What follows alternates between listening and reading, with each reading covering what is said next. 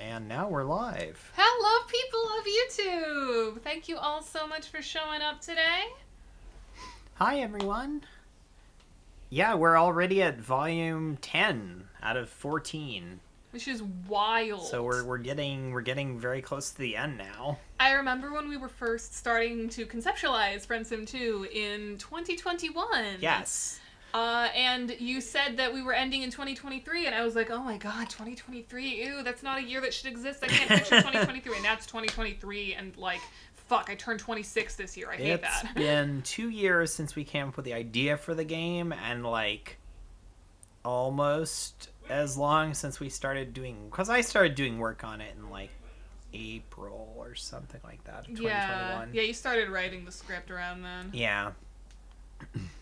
I don't remember. I looked up the date that I started, like, the actual Volume 1 script, because after I wrote the prologue, I don't remember. It was a while ago, but...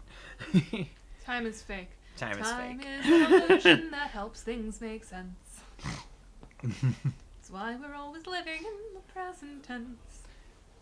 So, yeah, we're going to do the Goldblood volume. Yeah! Okay, this is another one of those volumes that I had nothing to do with. Yeah. So I am yet again going in totally blind. This is only the third one I'm going in totally blind for. Yeah, other than, like, helping to cast the VAs, like... And one of the VAs was cast, like, after the fact, so I didn't even really help to cast him that much. Which... For this route? Yeah, for Cooperums. Oh, yeah, that's right. We recast. Yeah, because we had a couple of possibilities, and the one that we picked had the best, like, performance and mic quality combination. All your volumes don't belong to us. There is an All Your Base Here Belong to Us joke in this volume. Of course there is. And yes, Cooprum says it, of course. Who else would say that? Cooprum. This was a fun one to write, because, like, so... Originally, we had another writer who was going to write Volume 7 and Volume 10, and they had other commitments, so they couldn't do it. So they gave me some, like, thoughts on Volume 7 and just, like, thematically. And I'm glad you appreciated my, like, 21-year-old reference. Okay, but that's enough of a, like, long-time meme. Yeah, I was... It's not going to be a bizarre reference. I was on the internet back then. I can do that. But yeah, so, like, I ended up picking up this script. There wasn't a lot of info. Like, the writer hadn't concepted anything. They were just, like, I started talking to them about it, and they were like, yeah, I can't do this. So, I did have some feedback. Like, I did, the Volume 4 writer, Momo, helped to kind of work with the script, because it does involve Marsty, who's, like, big in Volume 4. And we did some revisions based on that. But, like, yeah, this has been a fun one to write, because, like, of all the volumes, I think it is the most characters in it so far, and, like, also Falco and Cooperum are fun. They're, like, a very tricky balance, because too much of them can get to be a little bit much, but, like, they're so much fun in moderation. Also, the VAs all did a really good job, and I really like that. I'm tweeting it. Did you already tweet it? I tweeted it on the official account. The link? Yeah. Okay. Yeah, it's okay. right here. I was about to So you can retweet it or whatever. I don't think I retweeted it, though. But yeah, this was a fun one for me. This was not something I was originally planning to write, like, in the very beginning, but, like, yeah. I mean, you ended up writing, like, most of it in the end? Yeah. There's only 4 volumes that you haven't written? I think 5. of the however many, like, words that we've got so far, I've written about Kuwooprum. Yes, we're going to ignore that. Yes. You didn't hear anything. As Daja pronunciation. How do you pronounce Daja? That's an interesting one. I just have to apologize for my horrible habit of shoving uwu into everything. It's very funny. I mean, I did the other day say something about communist uwu-topia. Communist uwu-topia? You didn't say communist, though. Azdaya. Oh, so you're that makes pronouncing it the sense. like Eastern European way, which does make sense because I think that is, I don't know what word it is, but I think it's some Eastern, or what language it is, but it's some Eastern European language where it does mean dragon, but I've always pronounced it Azdasha, and that's what's felt right for me. That wasn't one of the ones we like polled people, was it? I don't think No, so. it wasn't. Because the two of us just agreed so much Yeah. to begin with. Because there was somewhere like Shahut, Shahoot. The two of us didn't agree. Lank, Lonk. I think we both agreed on Lank, but we knew half the fandom did Would think be Lonk. long. I'm glad we didn't. I'm very... Yes, Did communist. someone say communist? Hi, Sky. Yes. Communist Uwu-topia, specifically. Yeah. So yeah. But yeah, I think we should just get to it. I think I have a volume 9 save this time. We don't have to speed run the last. I'm gonna switch it over in a second. I just want to balance like the sound. I'm probably gonna have to turn the sound down a little. I'm gonna definitely have to turn the sound down a little. It's gonna blast my It's gonna blast your ears. You have so many games. I do. I have like 300 games on Steam. I have like 12. How's that sound? Yeah, that sounds fine. I'm gonna Okay. keep one ear out anyway, so I can Alright, talk I'm gonna normally. switch over here. Oh, you pronounce it Lonke? I guess that makes sense, but it's French. Not that we respect the French in this house. Okay, it looks a little fucked. It does look a little fucked. That's interesting. Let's fix Looks that. like the window. Oh yeah, the window just got big. Yeah, let me fix that. Its resolution is a little inconsistent sometimes. Ooh, there we go. I like this new. I like the new intro. This is the Volume 9 plus intro. This is the song that let me turn it down just a hair. This is the song that we used for the like recruitment trailer. All right, let's see. We got Ari says music very loud. Oh. music will get less loud when we start. Let me do that because that's the like full volume. All right, we're gonna start volume 10. Player discretion is advised. Yeah. You should have recorded like the viewer discretion is advised thing that's in front of all our Yeah. cartoons. I can't hear the music now. There might not be any music here No, there is. It's just quiet. because I don't hear anything. It's the prologue music, which is really quiet. You've gotten pretty good at expecting basically anything to happen all the time. It's basically the only way for you to get by anymore. But as far as things go, Connell and Marcy working together on anything wasn't really on the list. After what happened on the airfield. After Connell killed all those people. He must have said that last bit out loud, because you see a look of anger flash across Marcy's face. It's not exactly surprising. What is surprising is the look of hurt you see in Connell's eyes. Does she actually feel regret over what happened? That's stupid. We only did what we had to. You're not going to say this to her face, but it doesn't sound like she believes that. Before you can ponder this any further, Marcy cuts in, her tone angry. Look, I already told you. This is an arrangement of necessity. Nothing more. As soon as I find her, we're done. I love our Marcy VA. She sounds great. Extremely good. Her, in this case, being Follicle, of course. Marcy nods. Yeah, say whatever dumb shit you want, but I'm getting her out. That reminds you, what's going on down there anyway? You didn't really have a chance to look around before things started exploding and catching on fire and everything. Don't worry about it. Let's just get down the hill first. Wait, they're just gonna walk right in? That's the idea. The compound is in chaos from the attack. We'll be fine.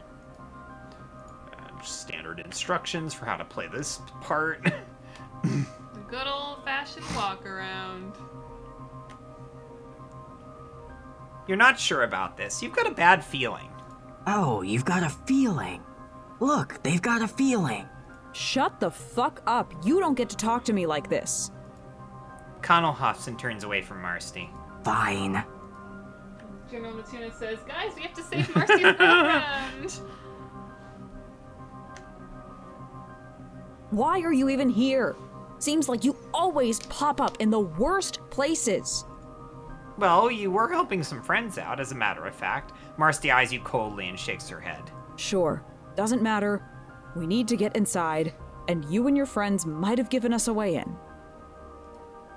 Well, you're here to help. Marcy doesn't respond to this right away. Can you both shut up? I'm trying to think here. Any plans to make the game available on Linux? Maybe. So the big issue there is, like, I don't have a test box for Linux. So, like, I could do a build for Linux, but, like, it would be kind of like just shooting it off and hoping it works. Like, I know RenPy does support Linux builds, so that's something I might do, like, once the game is kind of, like, wrapping up and finished. Do we know anyone who uses Linux that we could have tested? Probably. I might ping the Studio June server to see if we have anyone that can, like, offer to beta test. Because I could do a beta branch on Steam that allows that allows people to, like, you know, opt into, like, a Linux beta. So that is something I've thought about before.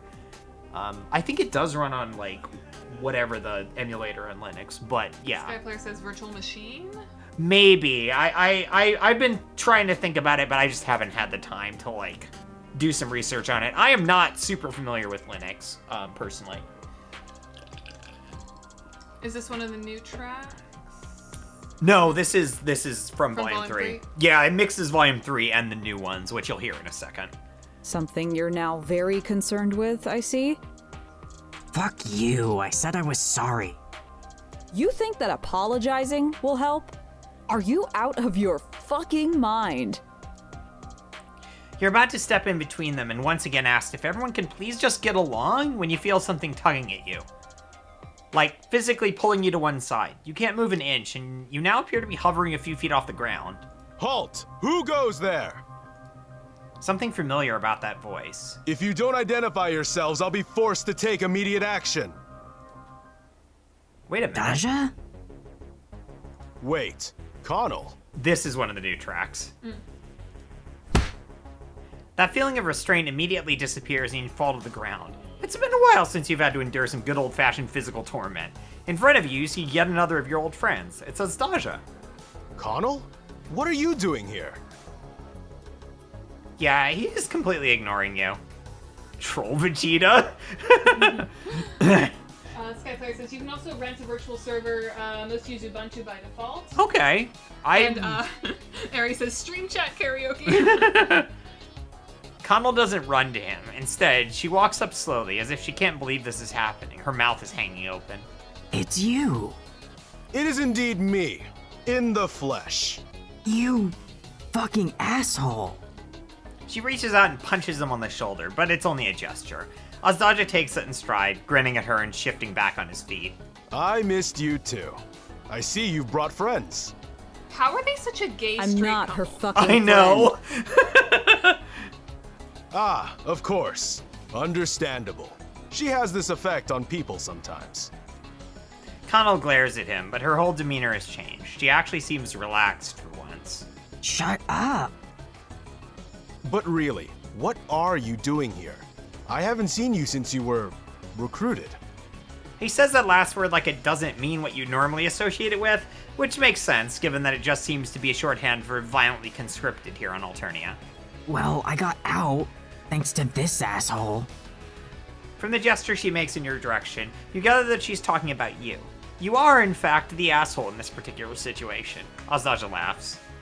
That's what my friend and I said. They're a straight couple for gay people. I mean, they are both bi. Yeah, so, that's true. Like, look at Connell and say that she's straight. She's not fucking straight. She and Skyla are in love. I wrote them as pitch when I did the Hive Swap novels I made.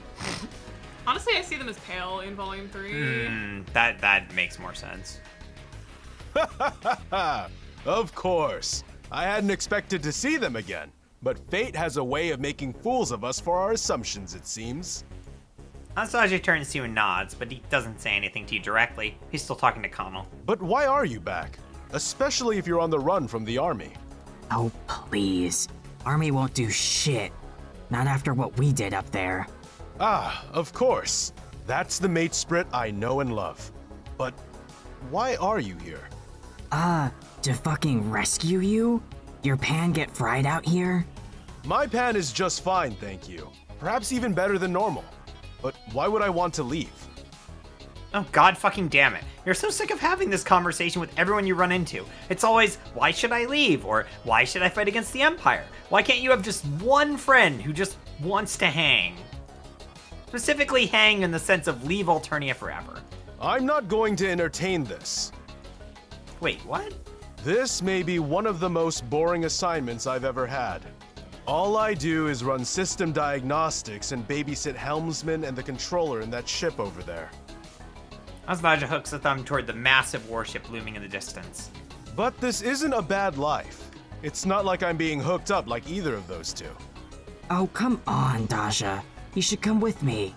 It'll be like old times. You wait a goddamn minute. Marcy's voice is colder than you think you've ever heard. She's shaking with barely concealed anger. You owe me. After what happened up there. You know that, right? Connell looks at her, but she doesn't say anything. What is she talking about, Connell? What the hell is going on here? When she doesn't respond, Astasha turns to you and glares. You had something to do with this, didn't you? Not in the way he might think. Daja, look, she's right. I owe her this. Astasha throws his arms up in the air and shakes his head, laughing again. Sure, why the fuck not? What was your plan? Don't talk to me like that. Connell, you were going to walk into one of the most secure fleet facilities on Alternia. And for what, precisely? Is that? Astasha's voice is giving massive himbo energy. Yeah, the yes. VA did a really good job. Hello, is it she? Thank you for showing Yeah. up. Connell and Skyla start out pitch, but they kind of morph into anything open to interpretation. Yeah, that's valid. Yeah. We're here to get Follicle Durian. Wait, the controller? I don't know. I just know she was assigned to this ship. Astasha looks back and forth from Connell to Marcy, then steps in and put a hand on Connell's shoulder. I need to speak with you for a moment. So, you look over at Marcy, trying to strike up a conversation. She found out exactly where Follicle is? Marcy nods. Yes. And her moirail. Oh. Yes, no, Astasha is not voiced by CL. Yeah, no, Brandon. CL does know how to do that kind of He's over-the-top anime voice. the but VA that's does have a not- similar vibe to CL. Nah, CL only voices Malik and Gallic. Oh yeah, Kuprim. She doesn't seem to think much of him, huh? It's not my business who her moirail is. Hey, while we're on the subject of quadrants, does she, are she and Follicle like a thing? A thing? You mean are we in a quadrant together? Yeah, that. Marcy squints at you. Why would that be important? So, is this some kind of rescue your beloved and make a desperate love confession kind of scenario? Because, not gonna lie, that feels a little bit inappropriate here. What the fuck are you talking about?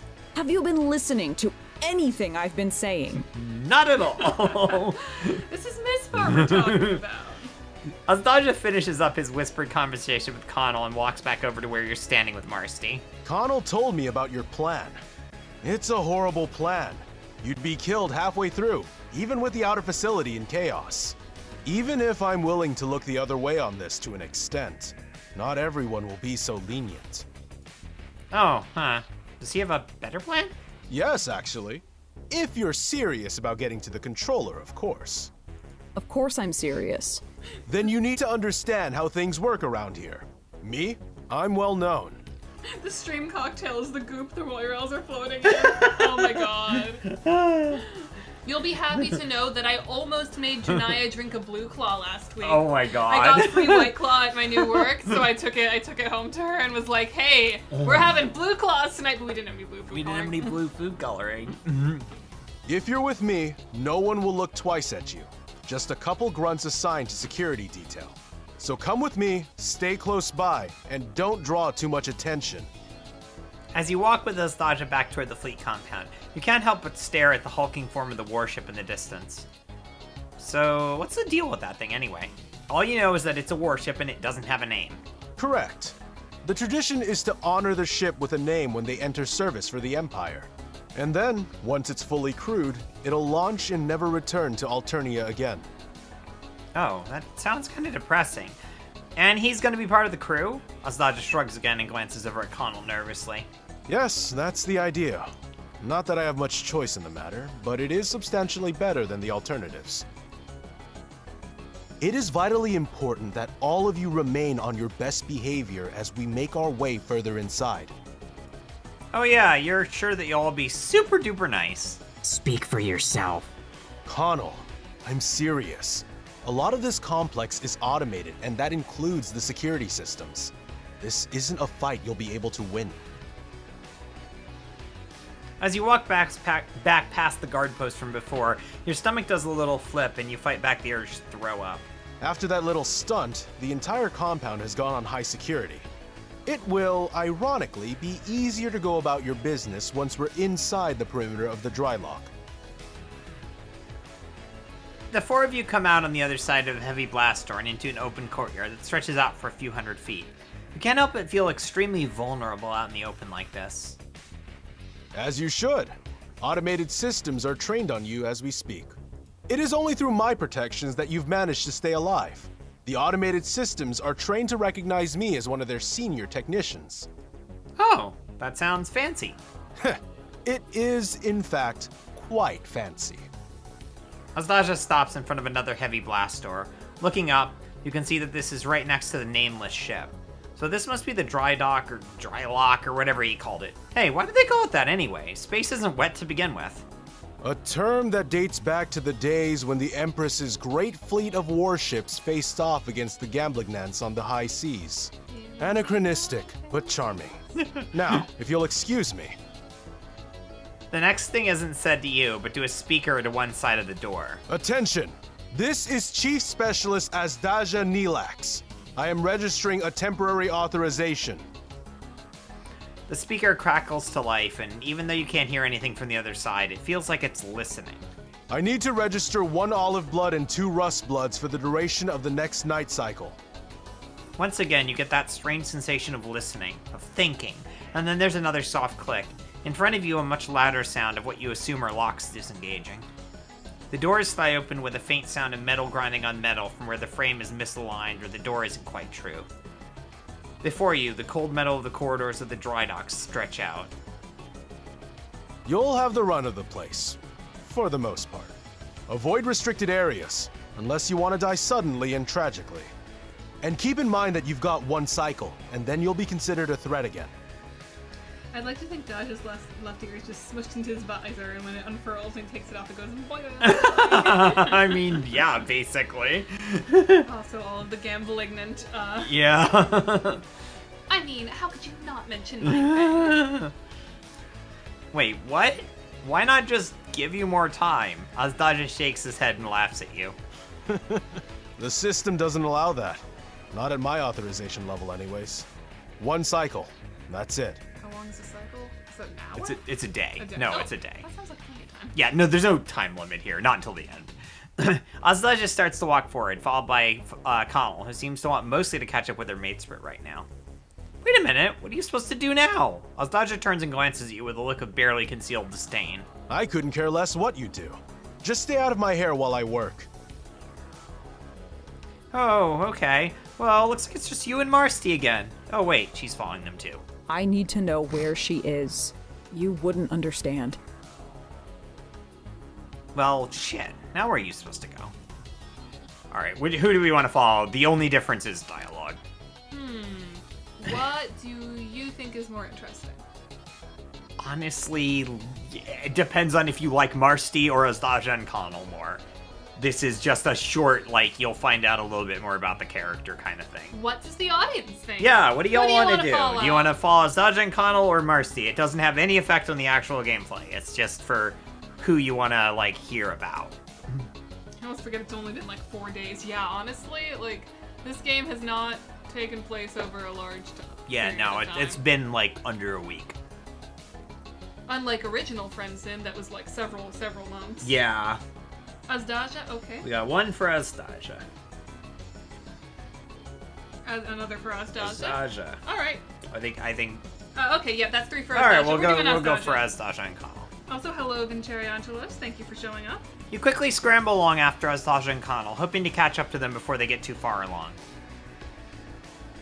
Fortunately, they've slowed down and are talking quietly in the corridor up ahead. You don't want to interrupt right away, so you hang back and listen in. How the hell did you get out of being plugged in? Oh, Connell. Do you honestly believe that someone of my value to the Empire would be used as a mere battery? Oh, so you suck too much. They wouldn't let you be helmsman. Astasha totally gets pegged. That is entirely inaccurate. They begged me. I told them no. Dasha, no one believes that shit. Finally, you decide to saunter up to them and say hi. Saunter, that's a good word. It makes you sound fancy. Astasha squints at you. Can't say I missed you all that much, to be perfectly honest. He turns back to Connell. And you, why are you here? While I appreciate seeing my mate spirit again like this, I feel like there's an ulterior motive. The ulterior motive is you suck, Dasha. She grins, but then it falters and she shuffles her feet before looking down at the ground, embarrassed. I owe her one. For helping us get out. For what we did. The humming background noise of this place is barely concealing the awkward silence that's fallen over everything now as Astasha looks at Connell like he honestly doesn't know how to respond to her. Time for you to interrupt and distract everyone. So why does this corridor look so different? We're inside of the ship, you fool. As a matter of fact, would you like a tour of the vessel? Not really. Absolutely! Connell groans and rolls her eyes. Fine, I guess we can do that. Rusty needs time to poke around. This is an Imperial Standard Light Cruiser, made primarily for low orbital attack and anti-ship warfare. Single helmsman, single controller. Designed for operation with an absolute minimum of crew. Theoretically, it could be functional with just 2 core crew.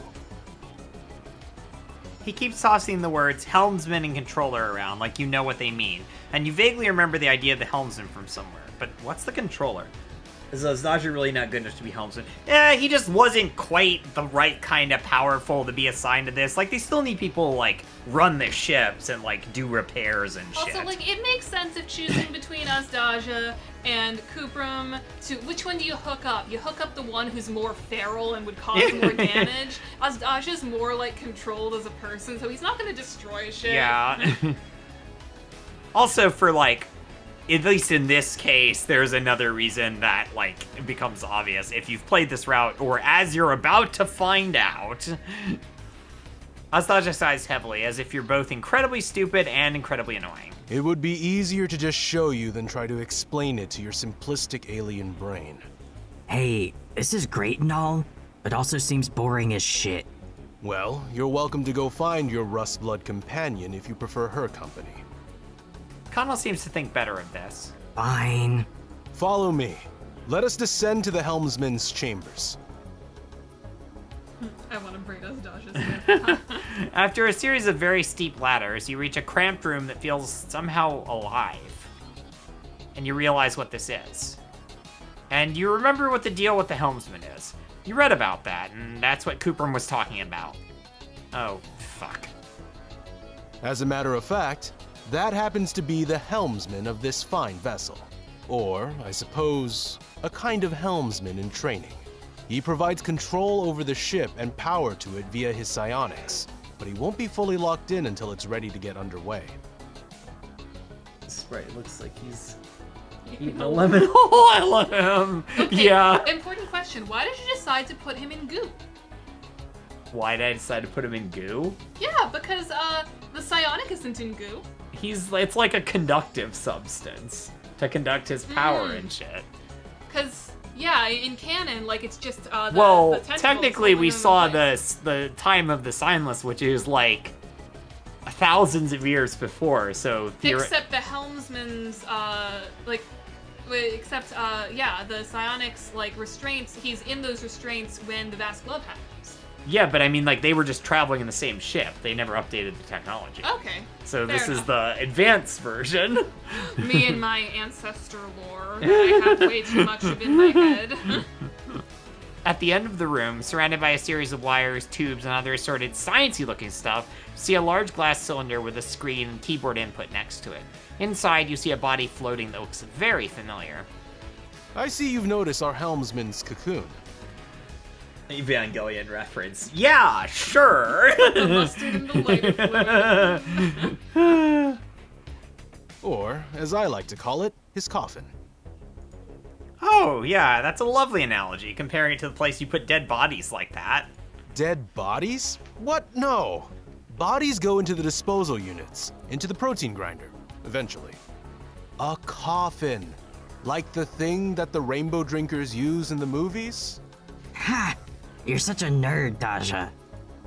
Ignoring those two starting to awkwardly flirt with each other, you cross the room to the cylinder, reaching out to put your hand on the side. It's cold. The Game psionic is coffin. like when your work is still running Windows 98. Oh my Yeah. god. Yeah, Oh basically. my fucking god. Because this ship is, like, just been built. Like, it hasn't even launched yet, so... Looking down at the screen, something moving catches your eye and... Oh shit, it's Cuprum. Or you guess a screen showing Cuprum and Follicle? It looks like they're talking to each other. They have to in order to do their jobs. Are you completely ignorant as to how any of this works? Yes. It's not a 40k reference. I'm only like passingly familiar with Warhammer 40k, but it's a combination of like it looks neat and like general like probably a little Evangelion. I have definitely watched that. So the most advanced technology Alternia can offer doesn't automatically go to the Empress? I guess not. Well, I mean they'd have to return to Alternia to get refitted. True, she hasn't returned to Yeah. Alternia in fucking ages. Like that's the I guess that kind of is Warhammer 40k-ish if in my understanding. Like they're just kind of out in the fucking void for like centuries. You look down at the screen. You're not sure if those two can hear you, but you can definitely tell what they that they can hear each other. You doing that diagnostic like I asked, lol? The psionic is like when you install a brand new graphics card in an Optiplex. I'm doing what you fucking asked me to before. Lol, doing your mom more like. My mom is a giant beetle. You wanna fuck her? Be my guest. Your funeral. You're no fun, Fall. Well, it's nice to see that these two are basically the same as before. You hear that, Fall? Sounded like a little bitch, lol. Wait, you point at yourself. What's the matter? You too stupid to think of a response. I think it's mentioned there's a great deal of time for condoms to fly back. 612 sweep specifically. Yeah. So like They're 1300 pretty years, fucking yeah. far out. Use older, outdated versions of Windows for years. Yeah. Actually, interestingly enough, the backgrounds for this are based on U.S. military vessels. Of course And they the are. exterior is based on a specific like U.S. military destroyer. The destroyer exterior is newer. The interior is actually like older destroyers. No, you quickly protest. You're not stupid. You just forget that you're now communicating in a primarily non-visual medium. Dumbass, lol. You're not even sure what's going on here. What's going on is this bulge sucker doesn't know how to run a diagnostic. Yeah, I do shut up. I just don't want to because I'm not a wiggler. You sure do sound like one now. Do you need your lucis to tuck you in? Fuck you. Okay, wait a minute. You're actually genuinely confused about what's happening right now. Why are they all wavy like this? On the screens, you mean? Because the screens aren't fucking real. It's just a visual representation. Of our sexy faces, that is, lol. Yeah, sure. Okay. But where are they? In the fucking tubes. All hooked up, getting sensually probed by her imperious condescension herself, lol. Speak for yourself. Doesn't feel very sensual to me. Okay, this is getting very uncomfortable very fast. You'll be right back. You need to, talk to a person about a thing. More like your mom's thing. The voices are really great. Yeah, Grimbo is the voice of Cuprum, and actually Riot Breaker is the voice of Follicle. Oh, and I unplugged our sound by mistake. Oh, shit. What just happened? Ugh. Hold on. Can you go back? Yeah, I gotta reload. Oh, that sucks.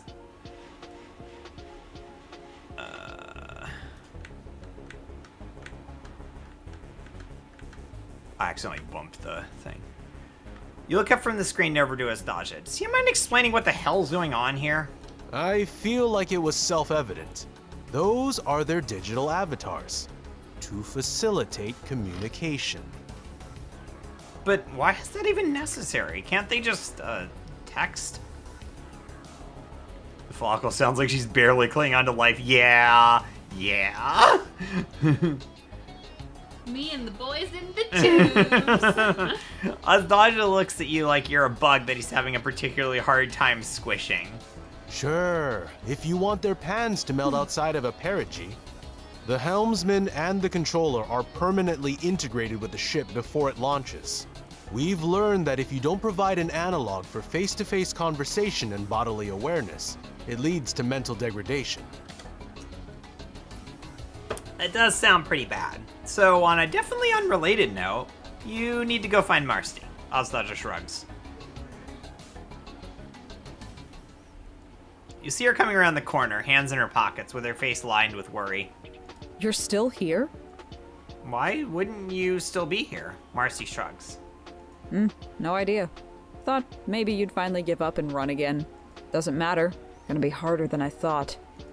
Oh, why? Because she's plugged in too.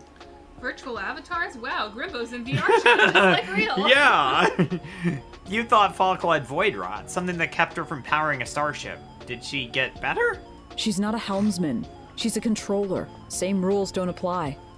Yeah, you keep hearing that, but no one will actually tell you what specifically the controller does. You have no fucking idea what everyone's deal is. Of course you don't. They act like a fire control computer for the warships. Turns out it's easier to just use a troll's brain than get a bunch of conscripts to write decent targeting software. God, that's horrifying. So what does she propose that you do? I can't just leave them in there. But pulling them out is going to be difficult. Follicle will die if she's out for too long. And I don't know how deeply embedded her moirail is. And what if you can get them both out and back together? That fucking thing keeps falling. It's the red wire. No. Where does it plug into? This. Here.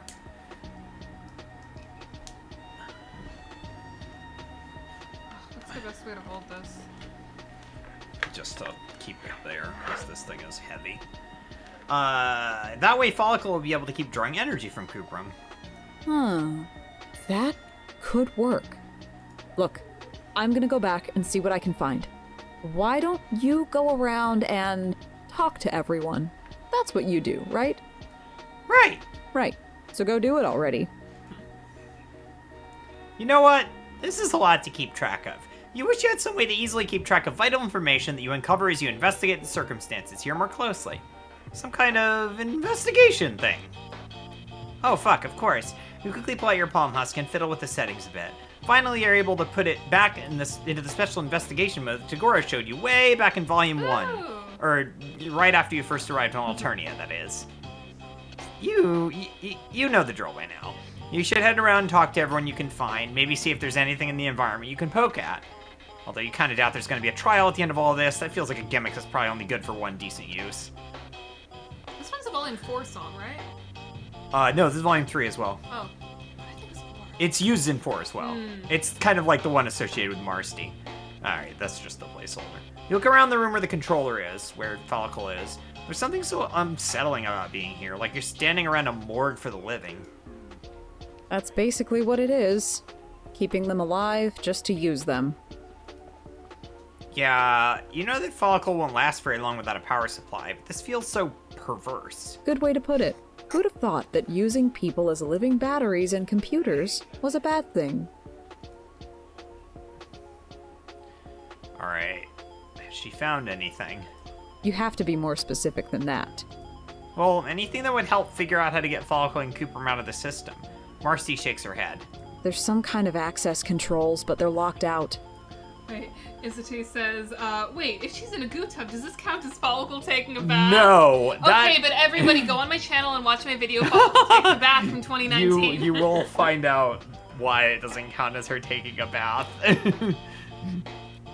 So it's possible to release him from the system? Sure, if you want this whole place on lockdown.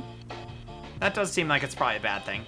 Marcy glares at you and reaches out to place a hand on the cylinder where Follicle is being held. Of course it's bad. Everything about this place is bad. Why is she working with Connell? Marcy doesn't answer you right away. Instead, she looks off into the distance, and you can see the swell of conflicting emotions running across her face. It's okay, you say. She doesn't need to actually talk about this. You were just saying stupid stuff again, like always. Clearly. She tries to smile, but it looks forced and painful. What choice do I have? I don't have the experience needed, not for this.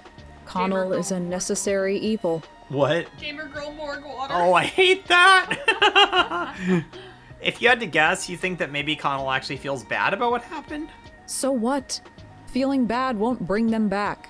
Feeling bad doesn't help me. I don't want her feelings. I want her help. I like that line. And then, I don't see her ever again. That sounds pretty reasonable. Marcy nods at you, her expression hard to read. There you go. You get pulled into a lot of stuff, huh? Oh, you absolutely do. Well, piece of advice. Do a better job of looking at where you're jumping before you head off the cliff. Sorry for how things went down before. You're sorry? For what? For all those people that died on the airfield? You know, it was really bad what happened. And you really tried to make sure it didn't go the way it did. Marcy's gritting her teeth and glaring at you. I know you did, for whatever that's worth. She sighs and her shoulders slump. It doesn't matter. It's done now. We're here now. Guess I'm trading a few dozen lives for 2. Well, to be fair, you don't really think there was a chance of actually stopping Skylar and Connell once they got going. The best outcome was always going to be just mitigating the damage as much as possible. That's not reassuring. What can I do? It's already happened. It's just a question of whether I keep letting it happen in the future. Deliciously dead. Definitely formaldehyde free. And then you can ask one of these two, but not both. I'm gonna do Ardata. It's not like you did anything. I was the one who... It's fine. She deserved it. If anyone did. You're not sure how to respond to this, because on one hand, you're horrified by what happened in Ardata's tower, but also you feel like there's been so much happening that it's starting to just wash over you. Is a few days enough to become completely desensitized? I wish I could help you. I really do. But this... Something you have to deal with on your own? Marcy nods slowly. Yeah. Look, I don't want to talk about any of this. Not to you. Not anymore. I'm glad we killed our Dada. I feel like that was the right thing to do. Yeah, I think, like, narratively that feels right. Alright, let's look around. A bank of flickering monitors shows views from around the dry dock facility and inside the ship. It looks like it taps into nearby surveillance cameras as well as the ship's own internal and external video feeds. This vaguely resembles an arcade cabinet, all flickering lights and symbols you don't really understand. It's mesmerizing, but you get the strong feeling you should probably just leave it alone. It's probably locked down anyway, and you'd just be wasting your time. Even if it does look very fun to play with. No, you're going to be a good friend-shaped entity and not do that right now. Follicle is floating in the kind of gel-like substance, held in place by a series of tendrils and hooked up to what looks like a breathing tube. She's just kind of hanging there, not reacting to anything. She looks like she's dead, just hanging there like that. It's unsettling. Now we're gonna talk to her. Talk to Follicle. You can't do anything with this until you've talked to both of them enough. When the screen comes on, you notice that only Follicle is sitting there staring at you. Wait a minute. You thought she was blind, and yet she is definitely staring directly at you. Of course I'm blind, you bulge muncher. Then how is she? The ship. I'm hooked up to all kinds of sensors. Cameras and shit. Can't see by myself, so the ship sees for me. Huh, neat. You're a lot uglier than I thought. Huh, neat! What do you want? Just to talk to her, you guess? Follicle doesn't exactly look thrilled at this possibility, but she doesn't tell you to leave either. At this point, you'll take grudging assent. Does she want to get out of here? You see Follicle's shoulders slump. You wonder if you're seeing her literal movements inside the warped glass prison she's trapped inside of, or if it's just interpreting her emotions symbolically. Of course, I want to fucking get out. Well, that was a pretty simple thing to convince her of. You're expecting to engage in some kind of pre-scripted argument with her where you have to say the right things in order to avoid a failure state. What the fuck does that mean? Nothing? The background art is so detailed. Yeah, this is Artistic Apparition, who also did the Volume 9 background and, like, a couple backgrounds for other parts of the game. They did the crashed ship in the beginning. That's also, like, the title screen for a while. So what can you do to help her out? Get her out of here. You see Follicle shrug at the monitor. Oh, on the monitor. No idea. Maybe talk to Crouprum about it? Okay, but will he want to leave? He seems pretty excited about being a helmsman, generally speaking. He'll go if I ask. Better than the alternative. She doesn't explain exactly what this means, but you assume that a lifetime of being trapped inside of a spaceship doesn't exactly appeal to her. To your surprise, she laughs. The sound is dry and raspy. Yeah, a lifetime. Let's go with that. Okay, cool. Well, maybe you should go back and talk to Cooper and ask him about this specifically. Thinking about the line about the digital face-to-face being what keeps them from going completely insane. Imagine the psionics madness was a lesson. Yeah, I was thinking about that. Alright, we're gonna ask her some questions. Then we're gonna ask Cooper some questions later. What about Cooper? What about him? Well, does she think that he's going to be willing to leave along with her? They seem to be a package deal. He'll go if I ask. Like I said before. Neat, but, like, what's his deal, generally? Like, why was he so excited for this in the first place? Seems like it kind of sucks, honestly. He loves the heiress. Probably this is close enough to fucking her. You notice that she said heiress and not empress. Yeah, he doesn't give two shits about the Empress. Aren't they? What cartoon character does she sound like? I don't know. There's something that, like... She does sound like a character, but I can't put my finger on it. It was like the getting close to fucking her line. Yeah. Sounded like some character. And I can't put my finger on it. I don't know. Aren't they basically the same, though? Serve one, serve the other, that kind of thing? Falco shakes her head and looks at you like you are, in fact, the world's biggest idiot. You hate when people do that to you. Oh, speaking of that, we should look at the trending. Goldblood power grubs to replace integrated reactor units on all small fleet ships. Hashtag my fleet stories, atmospheric Great transport Delisle. pilots. Just like Oh, Delisle. okay. From invasion to occupation. Bounty offered for death or capture of known rebel organizers.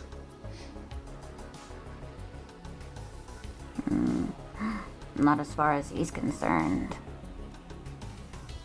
Can she tell you about the ship? Follicle looks around as if she's surveying the ship itself from her vantage point locks inside a cylindrical glass coffin in the ship's fire control room. You suppose she's probably pretty tied into the ship's systems, though, given that she controls all the weaponry. Cooper is like, Trizza, I can fix her. It's a warship. Cool, but also that doesn't really tell you much about it, especially if you're going to help them get out of here. It seems like this isn't really enough information to be particularly useful. Grey Delisle read a Vriska line that sounds very similar. Yes. Okay, that'll do it. Yes, I remember when Grey Delisle and Dante Bosco voiced the Vriska and Tavros Pascal. A warship with 2 essential crew. Lots of guns. Flies fast. Ask Coopram about that part. Yeah, you might just do that. What's it mean that there's only 2 essential crew, though? That those 2 can fly the ship all by themselves? That we can do everything by ourselves. At least for a while. That's kind of terrifying, actually. The idea that 2 people could wield that much power all at once. The ship seems like it could probably level a city. It absolutely can. Yeah, that's not really boosting your comfort level with this conversation. You think that maybe it's time to talk about something else? Whatever. I don't think that fix her and break her are the only 2 options. Coopram wants neither. Coopram wants to be railed by her. Yeah. How's she doing? Falco laughs at you, shaking her head. Okay, yeah, maybe not the best way of phrasing that particular question. I'm fine. Just trapped for the rest of my life. Well, not yet, right? Like, she's still able to get out if you help her, right? Sure. Also, maybe you'll meet the Harris. Maybe you'll become mate spritz with a nice cerulean blood. Oh, she's being sarcastic. No shit. Okay, but how does she know that MSPAR wants to become mace spritz with a nice cerulean doesn't. blood? Or that a Doesn't nice know cerulean blood wants to be made spritz with MSPAR? I'm doing fucking terrible. It's warm in here, and it smells like ass all the time. That's actually a line from Delightful Abattoir. But it smells like ass all the time. Ah, shit. Wait, which part? or Unkind Sanctuary, whichever the one with Follicle is in it. Totally forgetting what follicles. She's the controller. That's where the whole concept came from. Right. Yeah, that was Unkind Sanctuary because Yeah. it was Ardada's ship, right? Yeah. Right. It's been so long since I've. You know what? After we're done doing the Progeny series on Gay Fanfic Hour, we should just reread Abattoir and Unkind Sanctuary. Yeah. Even though that's gonna take us like 3 They're years. so together. long. What does she think about the rebels? This time, Falco doesn't laugh at you or even respond right away. Instead, she looks off to the side, her brow furrowed. They're gonna die. What? I feel like that was pretty fucking obvious. Well, you think that maybe the rebels are actually pretty dedicated, and maybe they won't die. Did she know that some rebels just raided the base attached to the dry dock? Who cares? Those wins don't matter. Rebels don't have warships, drones, or anything else. All gonna fucking die. That's an incredibly depressing thing to think about, but you can't really argue with her on it. She's right. The Empire has resources that you can barely even imagine. And you've kind of thrown your lot in with the rebels, too. You got a death wish? Fine by me. What does she think about Marsty? Who the fuck is Marsty? You know, Rustblood, wears goggles. You met her in a trash pile a couple of sweeps back. This seems to register with Follicle, but only barely. Sure, I guess. Don't really remember her. Oh, you only mention it because, well, you made some assumptions about Marsty's feelings for Follicle, actually. In retrospect, maybe you should have been more mindful of the inevitable passage of time. That feels like a you problem. They're gonna die. This line in its delivery barely broke my heart. Broke my heart the first time I heard it. Aww. Yeah, Follicle is not a particularly optimistic person. I mean, makes sense. She's had a terminal disease for ages. Now that you're talked to Follicle, you should talk to Cooper and see if he has anything else to say. All right, so we got a few things. We can talk to Asdaja, we can talk to Connell, we can talk to Cooper. And who do you want to talk to first? You kind of have to talk to everyone in order to get I what feel you like we need. should do Cooper next. All right, let's do Cooper Just next. get the 4chan memes over with. Okay, helmsman control. You walk back to the helmsman room only to find Asdaja standing there contemplating some kind of readout or other. Ah, I see you've decided to return. What's your purpose here? Well, you mostly want to help your friends, specifically the friends that are trapped inside a warship. Help them... how, precisely? You're not sure that you want to try to explain this to Asdaja right now. Something makes it feel like it would be a really bad idea, actually. Nothing in particular. Yeah, just talking to them and such. Well, that would be... acceptable. We'll talk to him after we talk to Cooper. Talk to Cooper. The screen crackles to life, and you can see the digital representation of Cooper staring at you. On the other side of the screen, Follicle is sitting there. Be me. Talk to loser. Hey, loser, lol, lol, lol. Oh, it's you again. It sure is you again. You just wanted to know if you could talk to Cooper, actually. You wanna talk to me, you talk to both of us, lol, lol, lol. Okay, that's kind of weird, but I guess it's fine. What? Be me, getting railed by the Arrows. Wake up, it's all a dream. Be suspended in gamer goo. It's not like you only want to talk to one of them in the first place. You know what? Sure, let's go with this. Whatever, stupid grub-faced noob, lol, lol, lol. Thank you for showing up, Ari. Hopefully you can watch the rest of the stream later. It'll be up on my channel. Have fun with the rest of your night.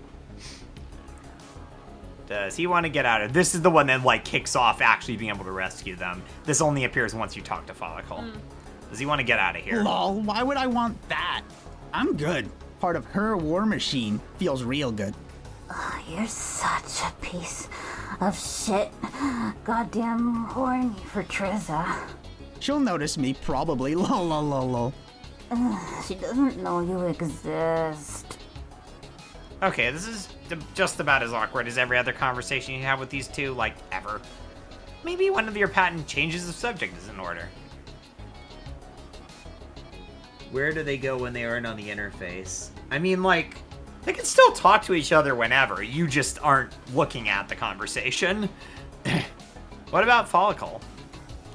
I'm right here, Bold Munger. You know, but you wanted to hear what Cooper's thoughts on her situation are. Lol, IDK. She's a big girl, can make her own choices. Put on her big girl undies, lol, lol, lol. Can we not start that conversation again? Yep, still quite uncomfortable. Who fucking cares? You're the one who stuck your bulge into it. Lol, lol, they did, didn't they? Fucking noob. Doesn't he have any feelings on his moirail being trapped inside the ship? Yeah. Oh? She can't leech off me. Technically, I still am. You power the ship, idiot. Oh. Yeah, lol, lol, lol. Can he tell you about the ship? What you wanna know? Okay. So this seems to be a more productive line of conversation. You were thinking he'd just make fun of you some more. Oh, wow, I'm an alien grub. Don't make fun of me. Yep, just as hilarious as the last time. Shut the fuck up, Fall. They wanna know about the ship. Fine. I'm so Ship's dedicated. fucking fast, lol. Can do 6 times light speed. Got so many guns. So many guns. What do they use these ships for anyway? Cooper cackles at that. Lol, lol, lol, lol, lol, lol. Serious? Fucking killing shit. Planets and shit. Orbital strike missions against hard targets. Hard targets. Lol, lol, lol, lol, lol. Good one. Fuck you. Okay, yeah, this is still frustrating. How's he doing? You're just wondering how he's doing. Like, he seems well adjusted, but maybe there's something missing here. Maybe he'd like to get out and stretch his legs a little. Lol, what? Makes no sense, stupid dumbass. Can't just leave, lol, lol, lol.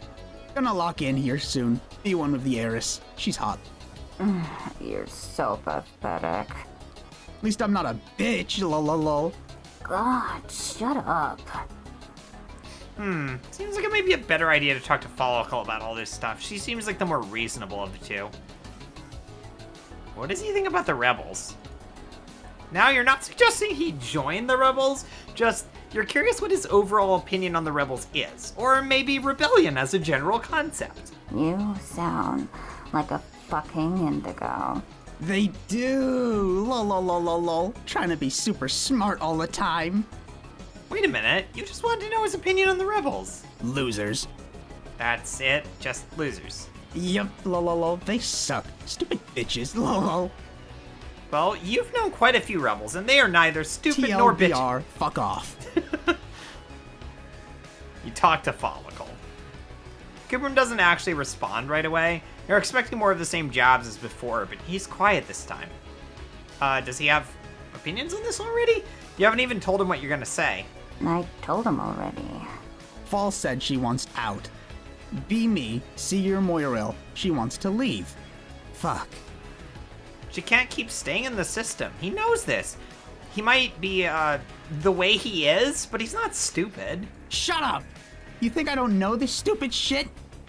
I keep trying to talk to you, but you don't listen. Shut up, shut up, shut up! Be me. Fly a fucking starship for the heiress. Keep my moirail warm and fed. You bulge-eating fuck, I'm dying. No, no, no! Lol, lol. Stop being stupid! Fine. Leave me in here. Starving to death seems fine. Thank you for showing up, Skyplayer. Bye. Thanks for coming to the stream. Also, I've never seen Coopram sad before. Shut up! What is she talking about? Isn't the ship going to keep her alive? No. After 5 sweeps, nutrient feed cuts off forever. That's You extreme. know why that is, don't you? This time Cooper doesn't respond. Planned obsolescence. He still doesn't respond, and on the screen you can see him frowning and gritting his teeth. They'll just find another one once I'm not useful anymore. Can't keep going forever. Stop at a port and swap one out for another. It's rapidly dawning on you exactly what Falco was talking about before. The weird sense of fatalism she had. The comments about resupply. It wasn't just rearming or replenishing supplies for the crew. Fuck! Fine. He doesn't have to accept this. There's still a chance to get her out of the system. To get them both out. But you need his help. Okay, fine. But you need some stuff first. Need to work the release on my pod, then Follicle. I need to be there. She needs the energy. Yeah, you feel like you can probably do that. More like do your mom, lol. Never heard that one before. Actually, you don't even know that you ever had a mom. Oh, that's so sad. Really? That's sweet of her to... No, get me the fuck out of here. Okay, fine. You think you know what to do. Check the 2 holding pods, work the releases, get them out. Yes, but also there's security to disable. Yeah, that about tracks with your experiences over the last 4 night cycles. So yeah, it's been about 4 days. This actually dynamically updates. There's like a function that inserts the time that's passed since the beginning. So wait, so I'll you've like help you with programmed an that. actual clock? Just into- get to work. That's what that time pass thing is. It increments the in-game clock. So instead of writing 4 night cycles, It does the number plus night cycles. shit, you're so smart. They both die after 10s. Just Just follicle. and Just 5 sweeps. 5 sweeps. Just follicle. Get me to fall before she dies, lol. Yeah, actually, we'll find out why. If you ask Azdaja about it, he'll tell you more about the planned obsolescence thing. You're such an asshole. Great. You think you got this. You're pretty sure you got this. All right, let's talk to... actually, let's go do the stuff we need to get, like, everything set up. You cautiously walk back to the guard post. It seems like things have quieted down, but the post is still empty. Still empty. Your stomach does a painful little flip, and you turn away from the shattered glass and blood splattered all over. You're so tired of this. The constant violence that Alternia represents. Why can't things just be nice and peaceful like they were back on Earth? But that leads you down a path of logic you don't want to travel, because Earth was kind of like this too. Maybe not your corner of Earth, but wasn't it basically the same? Isn't Alternia just the same system written in neon letters a mile high? An exaggerated, hyper-real version of something that feels all too familiar. And you made some changes on your version of Earth, the blocked-off Earth that you're now the Guardian for, but what if it wasn't enough? When you get back, what's going to happen then? Even when you get your powers back, what are you going to do to make sure the same mistakes don't get repeated over and over again? So you're basically writing everything down in stone. Hey kids, if you like this game and want to fight against the Alternian government, guess what? There's an Alternian government right outside your front door. Today's a good day to punch a Nazi. You open the drawers and fish through them, but it doesn't seem like anything useful is there. Damn, the one time that snooping through other people's property doesn't work out for you. It looks like a printed itinerary for someone in the fleet command staff. You carefully take a photograph of it with your palm husk, conveniently storing your recollection and your evidence for log for later recollection. A small piece of paper lies on the desk. On closer examination, it looks like it has some administrative login information typed neatly on it. So that's definitely going to be useful, right? You try to turn the computer on, but it doesn't seem to want to boot up. You're guessing that this computer wasn't hardened in a way that would protect it from a gunfight, or getting the power cut. A whole bunch of different crazy things, actually. Yeah, actually, if you look at this, the schedule seems to show an itinerary for some high-ranking Alternian military official. It looks like they were on the same training satellite as you not too long ago, and they're headed for something labeled as an Imperial Exclusion Zone, with no further information provided. The burnt out is a valid ancestor name. Yeah! That's Follicle's ancestor. Alright, we're gonna go to the exterior and talk to Connell because she has some information we need. You step out of the building and see Connell leaning up against the side of it, arms crossed tightly in front of her, scowling. What do you want? I just wanted to see how she was doing, honestly. You know that a lot's been happening lately, and maybe she's not 100% okay with that? Connell glares. I'm fine. But if you want to talk, Why is she agreeing to help? why do you care? Mostly you're just curious. Connell never struck you as being someone who was all about helping others. She shakes her head. It's the only way to convince him. Dumbass fucking Daja thinks this is such a good deal. Being part of the crew and all that. Why? Why would he think that? Doesn't it mean he'll be off-world forever? Everyone goes off-world forever. But not her. Not anymore. Connell shrugs. Sure, but Daja isn't like that. He cares about the rules too much. So she thinks if she helps you, maybe she'll get a chance to talk Daja out of this. Connell shakes her head and rolls her eyes. You're so fucking smart. How did you get so smart? Oh, it's mostly your brain. Oh shit, that was more sarcasm. So smart. How's Daja doing? He's being a stubborn bulge muncher. Won't listen when I tell him he needs to come with me.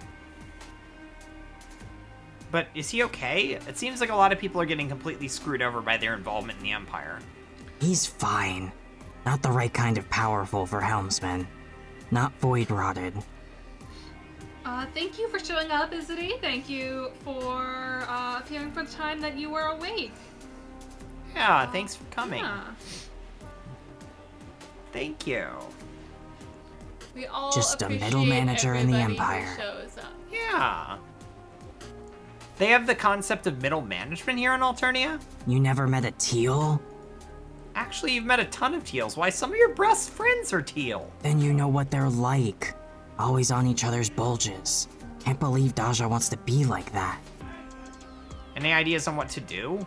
Why the fuck would I be here if I knew? You're just wondering if maybe she noticed something. Literally anything that might help you figure this out. I don't fucking know, okay? Goldblood shit is weird. Yeah, this wasn't a productive conversation. Connell rolls her eyes at you. No one made you talk to me. Seriously, you have no idea what to do. Connell rolls her eyes at you. You really are so fucking useless. Well, you aren't trying to be useless. She rolls her eyes again. Look, I did find something you could use. She hands you a piece of paper with some adhesive on the back. A sticky note. Cool. You'll log that with your evidence, you guess. But, what is it for? Connell shrugs. No idea. Some kind of password for something. Try it and see, I guess. Blue Ether wants to know if all controllers are void rotted. Yes, that is what they use the void rotted trolls for.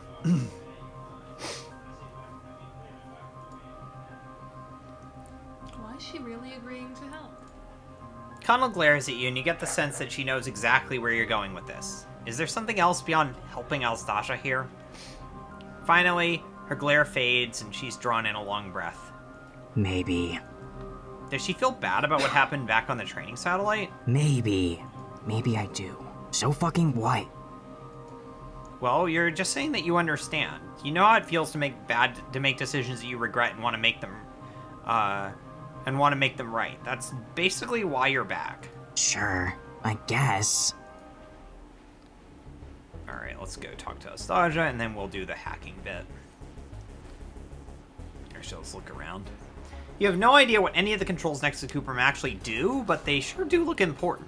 You're almost tempted to go over there and start pressing them at random to see what happens.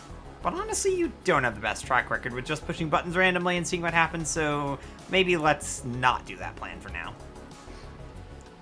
Cooperman is floating in this massive cylinder full of goo? Yeah, let's go with goo here. Little jots of lightning flit off his body, discharged through the liquid, leaving a residual trail behind. You're not sure how any of this works, but if you remember your basic psionic history, is responsible for at least partially powering the ship. Let's talk to Daja. So this is the thing where you learn more about what's the deal with Connell. What's up with the planned deadline? Daja grits his teeth. It's a matter of efficiency, you see. Specifically maintaining the efficiency of the controller. You see, a controller cannot maintain their own energy and require a constant feed from the ship in addition to standard nutrients. After a while, about 5 sweeps, the controller's energy use will exceed their value. Oh fuck, you know where this is going. Azdaja nods solemnly. Once that threshold is crossed, the controller will be swapped for a new one and disposed of. Your stomach feels like it's gonna twist up in a knot. Why is it so empty around here? You thought that a spaceship, especially a warship, would have more of a crew than this. So far, it seemed so empty. Also, the fact that no one has shot at you yet has you very on edge. This isn't just any spaceship. This is an Alternian light cruiser. If need be, it can be operated by only the helmsman and the controller. Of course, practically speaking, it'll have a crew soon enough. Wait, but why? Didn't he literally just say it could be run by only 2 people? Why did they need more? Azdaja rolls his eyes like you've said something especially stupid. You think that's enough? Sure, they can run the ship. But what about repairs? Repelling borders? Keeping the systems maintained? Oh yeah, that actually does kind of make sense to have more than the bare minimum crew on board. So why was he here? I was conducting final integration tests before bringing the systems fully online. So he's gonna be part of that whole support crew deal? Azdaja nods. Precisely. Tell me more about the helmsman. What exactly do you want to know? Well, like, what's his deal? Why was this specific troll chosen? Azdaja laughs. Because he's a powerful psionic. That's the only reason? But what about who he is? Who he is a battery and navigational device for one of her warships. That's the only thing that matters to him anymore. Tell me more about the controller. Is there something more specific that got Follicle selected as the controller? U.S. rail system moment. Oh my god. I love how Alternia staffs their crew more ethically than Yeah. U.S. Fucking... Also, you're not entirely sure what a controller does specifically. That's been a little bit vague. Fire control. They're the targeting system for the warship. What? Why? Why not just use a computer? Because computers aren't precise enough, aren't fast enough. A troll's brain, though, magnificent. So they use void-rotted goldbloods, the ones who don't have the ability to survive on their own. They get power from the ship, and in return, they become swords of the Empress herself. Azdaja chuckles and shakes his head slowly. Poor fucking bastards. Is he happy to see Connell again? Azdaja nods slightly and closes his eyes, taking a deep breath. Of course, I never truly thought I would see her again. He's going to be going off-world on this ship. Once again, Azdaja nods to you. Most likely. I will become part of the permanent crew, only disembarking periodically for rest cycles on stations and larger ships. So, Connell? Azdaja frowns. I would imagine she was destined to be part of the Alternian army, correct? You nod, that's about right. I suspected as much. A lonely existence for either of us, for sure. I am happy to be around my matesprit once more. Although, I have no idea how much difference it makes. Once you all leave, I go back to waiting on my fate. What if you could give him an alternative? Another way out? A way to stay with Connell, even? Azdaja glares at you. That would be an exceedingly high form of treason. Even if I were so inclined, the consequences would be severe beyond comprehension. I'll take my chances here. Is there anything he can do to help you? To help you, what exactly? Defy the Empire and steal away 2 valuable assets from under my nose? A plot I am completely unaware of course, because I am so happy to see my matesprit again. But which I might become rapidly aware of if it becomes more trouble than it's worth. Do you necessarily need to be Void Ride to be controller? The way I had envisioned it was that that's essentially their way of, like, getting some use out of trolls that are Void Rotted. Like, yeah, I guess you wouldn't have to be, but, like, the trolls that aren't Void Rotted can be used for other things. It's the Empire favoring, like, a very, like, brutal form of efficiency. Yes? Asdaja rolls his eyes and shakes his head slowly. The only reason I'm doing this is as a favor to Connell. And she seems to be doing it as a favor to that rust blood for whatever asinine reason. Just a regular chain of favors. Indeed. So, help? Oh, for Empress' sake, fine.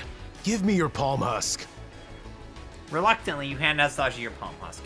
He spends a few seconds tapping something in, then takes out a tablet and does some more tapping. Just lots and lots of tapping. Finally, he hands you back the palm husk. There. I added one of the critical encryption protocols. A lot of times they're missing from the default security package. Maximalist exploitation. Yeah, exactly. It's like capitalist efficiency. It is the absolute maximum you can exploit people before it completely breaks. I wonder how long they'll take to break. Am I talking about Friendsim 2 or am I talking about the US? Yeah. You decide. Yes. Oh shit, that's awesome. Thanks. Don't mention it. Oh yeah, but seriously. I mean literally don't mention it. I could get cold for helping you. All right, let's do some hacking. Try to free Cuprum. All right. Also, we're gonna read like the little notes and stuff that are around because there's a lot of like little pieces of information. I think the record server has some stuff. Oh no, that just said the ship data. Ship data.txt. Welcome back. You're back in time for hacking and us poking through all of the like little bits and pieces of the system. Fleet transit logs, I think, has some. Oh, is this the one where you can find some things? Yeah, here's actually we need some of this information too. View helmsman. Helms, I know how to spell T-log. All right, that's just their data, but of interest, we have Project Gladiator.tlog. Subject, Nike Mula. Origin, restricted. Fleet. Destination, restricted. Imperial. Notes, assignment to Project Gladiator. Maintain containment protocols at all times. Wait, I want to be the voice of the... You want to read the text? Yeah, I go haven't for been it. reading all that. You're right! Alright, you get to read that. Let me see. Which do we do first? I'm trying to remember what passwords we have. Okay, we have secure document, and we have the add password right now. I think we need to do secure document first. I don't remember the encryption off the top of my head. Inspecting. It'll do that every time I encryption.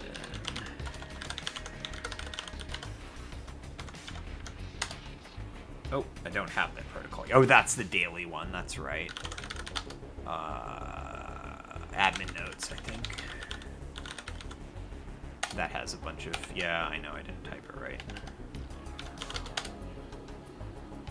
Inspecting. Okay, that's what I have. I think that's the one Asdaja gives you.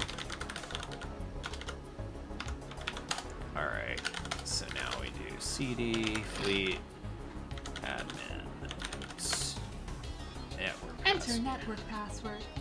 Alright, 0BV8QZBK. 0BV8. QZB. What was it? QZBK. QZBK. There it is. Connected to admin fleet notes. Admininfo.txt. Fun fact, I actually did voice GLaDOS in a rap battle. Again, it's a Fursmig rap battle. Password requirements. This is data Wi-Fi, by the way. Wait. This is data Wi-Fi. Oh my god. Right. Okay, well now I voice data Wi-Fi. Yeah. Remember that all passwords should meet minimum complexity requirements. We seriously have the command ops password set as password DVXSTKY, and you know that's not I okay. have this on hard. I have it on hard. Uh-oh. I think it makes the passwords longer. That's why I'm asking. All right. Keygen. Daily encryption is handled by the Keygen system, so anyone who needs access to the secure document server is going to need the Keygen password, so they can pull down the info onto their terminal. Use the Fleet Keygen server network for this command, Keygen-daily, to download the daily encryption. Specialist, D Wi-Fi, Fleet Central Support. view message.log. Message log to Azdaja. Anilax from Kazal. Zalska. That's actually a reference to a fic/fan venture I never finished. It's a Jade Blood commanding officer. She's the second in command of a colony where her commander gets killed. Oh, is this Blood Will Wash Out? Yes, it's the Blood Okay, Will Wash Out. Subject, final integration status. Sub-Commander, I have some concerns about. 2. Kazalska from Anilax. Subject, final integration text. You should do Azdaja. You can do animate. Noted. You will continue as previous. No, that's. Oh yeah, you will continue as previously instructed. 2. Anilax from D-Wi-Fi. Subject, keygen password. 2IQ807HY67. Try not to fucking lose. 2. Fleet command from Anilax. Subject, retransfer. Your request to transfer to Army support has been denied. So, gotta remember the keygen Yeah. password. Let me write it in notes.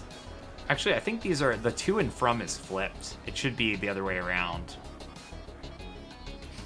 Because this is supposed to be them. I'm gonna fix that. Alright, let me 2IQ8. Oh, it records them. Oh, okay. In your thing. Let me just do something convenient. really quick. Oh, are we doing another live coding session? Yeah, because Can people see? No, they can't. Aw. Because I flipped the to and from. Not that it matters that much. Like.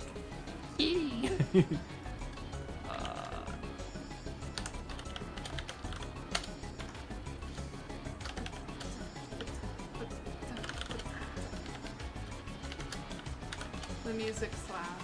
It's really good. Is this one Benny's? No, this is Split Suns.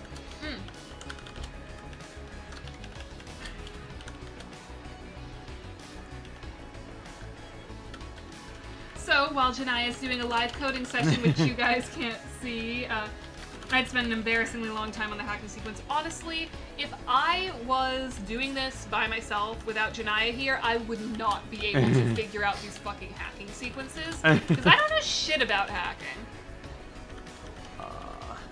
Maybe Janaya should teach me how to hack. Aw. Then I can do crime. Nah. Let's see the game guts. Do you want to show the people the game guts? Yeah, sure. Just gotta. I gotta share my. Hold on one second. Does the System 32 Easter egg also work here? No, it doesn't do anything. Hold on one second. I'm gonna. Come on. Alright, so I will share. Let me. Do you have one that's I don't have one. I'm just gonna add. No, I'm just gonna add it. Window capture. No, I need to make a new one. Alright, there we go. Here we go. I'm gonna make this the right size. Oh, it is the right side. Okay, yeah, that's. All right. Game Yeah, guts! yeah. This is the. I'm just changing the file things because I made some of them. They don't make sense. That's from. What would make this better is if the MC had coding socks on. This is from Fleet Command. Stasha tried to be support for Connell and got denied. What's that? Crashed Fries asks, Stasha tried to be support for Connell and got denied. Yes, that's That? correct. Aw, then why doesn't Stasha want a dessert? He's kind of gotten to accept his fate at this point. Okay, this is the original message log.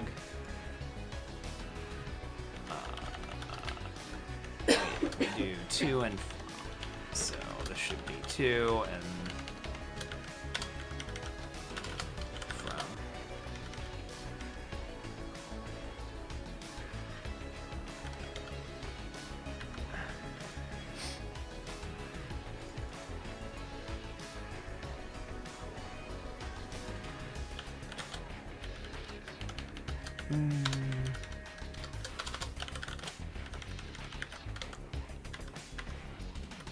That one's correct. And that one's wrong. I don't know how I flipped those. It doesn't matter. That'll go in with volume 11 probably. And that's it. All right. Gonna turn that off. Where's the window? Hold on. All right. This won't reflect the changes on the thing, but that's fine. Back to the game. All right. Yeah, let's see. View recovery.log. That's the other one we need. You want to read the thing? Recovery log. Begin recovery. Corrupted file found. Helmsman.info. File is in an unrecoverable state. Generating standby recovery. Done. Temporary helmsman access code. VP1 0 It's a long, I'm not gonna read that. randomly generated, so you don't have to. All right. Now we do the secure documents. The keygen server. That's right. Encryption. Keygen server. All right. I think we've got the keygen password, right? It's in the message log. Okay. 2IQ8. 2IQ8.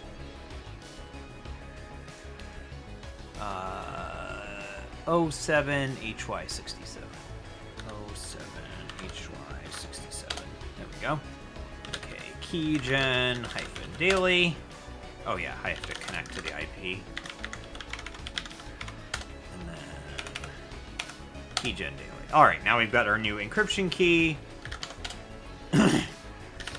And oh yeah, duh. I think this is the one we need for the admin notes. So encryption. I think it's -4. New project plan. Mod Friendsim 2 to give MC the socks. Nothing else has changed. Yeah! Yeah. I mean, the code it's MIT license, so you could do that if you want. You just have to, like, retain credit and stuff. Honestly, do as many Friendsim 2 mods as you guys want. I would love to see them all. All right. Also, like, use our sprites to make your own... Actually, please, use the sprites to make your own fan stuff. I will love that so much. Yeah, it's like actually according to the licenses, you can use the stuff for whatever as long as you're not using it commercially. And then yeah, you can do this thing. All right. Let's see here. I need the admin password. Here we go. 0BV8. I think. BBK. Wait, Zero- no, I zero need the BB. secure document server password. VGMV says VHH. Says... Or GMV says VHH. Wait, what? Oh, I did it wrong. Admin notes. Wait, no, that's secure document. Wait, what server am I going on to? I'm on the wrong server. That's admin password. 0BV8. 0BV8. I think it's this one. QZBK. QZBK. Wait, what? What the fuck? What pass? Oh wait, that's right. Oh wait, I already went to the admin notes, didn't I? I want the secure doc server. Complete secure doc server. I'm smart. Here we go. Enter network password. GMV says 4 GMV says VHH. There we go. That's the stuff. All right. View helmsman.info. That's corrupted. Fleet personal info. Name. Cooper. You don't have to try to read it. What is it supposed to be? It's just corrupted data. Okay. Yeah, that's why you needed that recovery log. Oops, I didn't mean to do that. CD fleet secure doc server. Fuck, what is that? 4 GMV says VHH. All right. View controller.info. That one. Fleet personnel info. Name, Follicle Durain. Hemospectrum, gold. Ship assignment, FLC 01202020. Station, primary fire control. Hardware access code. I'm not reading that. Yeah. Notes, void rotted, advanced stage, dependent. All right. View project guardian.info. Department of the Alternian Army, Project Guardian. Program status. On the recommendation of project advisors, all operations on Project Guardian are to be ceased immediately and all biological assets will be scheduled for immediate disposal. You know about this one. Yeah, you can just press up to get previous entries. You're absolutely right. I'm just, I don't know. I don't always do that. Didn't we already view Project Guardian? No, Project Gladiator. Yeah. That's the new one. Department of the Alternian Fleet, Project Gladiator. Project deployment. Be advised that transport will require access to the primary fleet exclusion zone. All personnel are advised to avoid all contact with redacted on penalty of execution. Contact with subjects should be limited to necessary interactions only. And view surveillance stock log. This is something else we know about, but Alternian Intelligence Service Surveillance Report. Subject Sarava Hermod. Findings. Subject has set up on satellite 5762A underneath the satellite's primary transmission tower array. They are currently unaware of AIS surveillance assets in place. They are engaging in various subversive activities in service of rebel assets, including the rebel leader known as Tetrarch. AIS asset has informed her handler that she has obtained sufficient information to subvert the Tetrarch's internal network. AIS senior analyst suggests leveraging Tetrarch's contacts to flush out additional high-value targets. yeah, like we were talking when that, like with Volume 4 and like also with Volume 9 about like some of the behind the scenes, like what's happening that makes everything you experience happen, and like basically they've been sitting there just kind of like letting Sarava feed them information unwillingly, and that's how Dammit got killed. You'll find out in You will find out. 2-3 volumes. Alright, I think that's everything in there. Yeah, let me... Okay, now I've got the keygen. I just need to do command operations. I don't remember the command operations. Some things are bound to happen. Alright, encryption. Let's set that as secure AES 256-1. Oh, yeah, I know. Okay, there we go. And then CD, fleet, command operations. And then we need to enter that password that we got. Password VXSTK. DVX Not- sticky. Password VX sticky. Password VX STKY. Alright, let's do this thing. Now we can these are just, well, we can read them. They're just like how to do stuff, which is important if you didn't write it. So these are just the commands to do the different like functions. And we have view personnel maintenance info. And there's also this, which is how to do the fleet stuff. Pre-integration maintenance. This procedure can be done in any fleet facility prior to full integration. 1. Disconnect appropriate personnel. Use local terminal. 2. Conduct routine maintenance procedures as needed. 3. Return subject for integration. Post-integration maintenance. This procedure requires an approved fleet maintenance facility. 1. Disconnect appropriate personnel. Use local terminal. 2. Dispose of expired personnel. 3. Connect new personnel per approved integration procedure. Sticky. Command disconnect personnel. Oh wait, yeah, I know I need to connect to the IP. So many steps. I mean, you're like run through it in the volume 9. Yeah, but it was hard and I don't remember any of it. All right, helmsman access code. VP10 or OQ. Do you have to remember VP1 OQ. No, you can go back and forth. You just have to like hit the thing again. IDQ 1 XML. IDQ1 XML. And then there was one more letter. A music XML file. 1. Disconnecting helmsman. As you finish the last part of the control sequence, you hear a loud series of hissing noises coming from the helmsman's pod. A minute later, the front of the pod swings open, revealing a disheveled Cooprum suspended in some kind of harness, hooked up to various wires and tubes. Hey, Nook fucker, get me the fuck down. It takes a good 10 minutes to get Cooprum out of the restraints and unhooked from the machine. Once he's down, he looks, well, not better, but at least he's not hooked up anymore. Fuck you, I look great. Lol. Not sure you'd go that far, but hey, you were wondering something. Why are he and Follicle wearing those jumpsuit thingies? He looks kind of like a camp counselor at a discount summer camp, the kind that gets into a petty rivalry at the camp across the lake.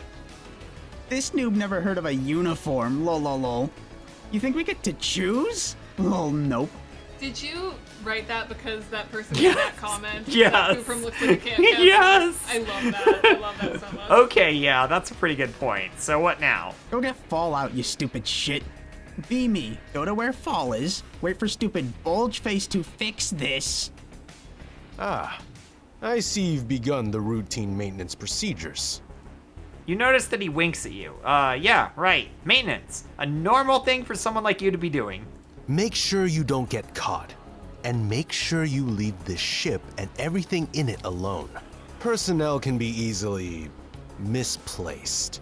A simple error of filing or loss due to malfunction. But physical hardware, that's another matter. What a fucking gaper. Gaper full of shit. Excuse me. Lol. Nothing. Precisely what I thought you said. Do what you must, but return promptly. Well, carry on. Leave the ship alone, as Dasha says. Neither route involves leaving the ship alone. Alright, now we gotta go back and get Follicle out. This will be quicker because, oh yeah, we can also talk to Marcy about the new information we learned. So, it looks like she was wrong about some stuff. What does that mean?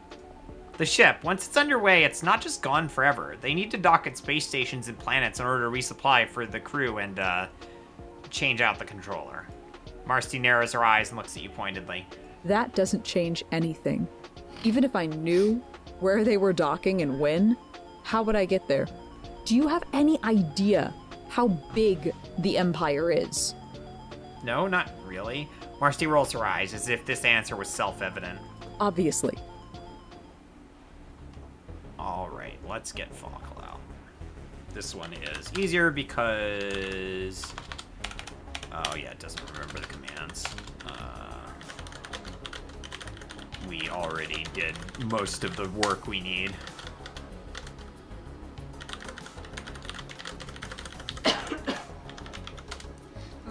That smoky steak did a number on my throat. Oh no!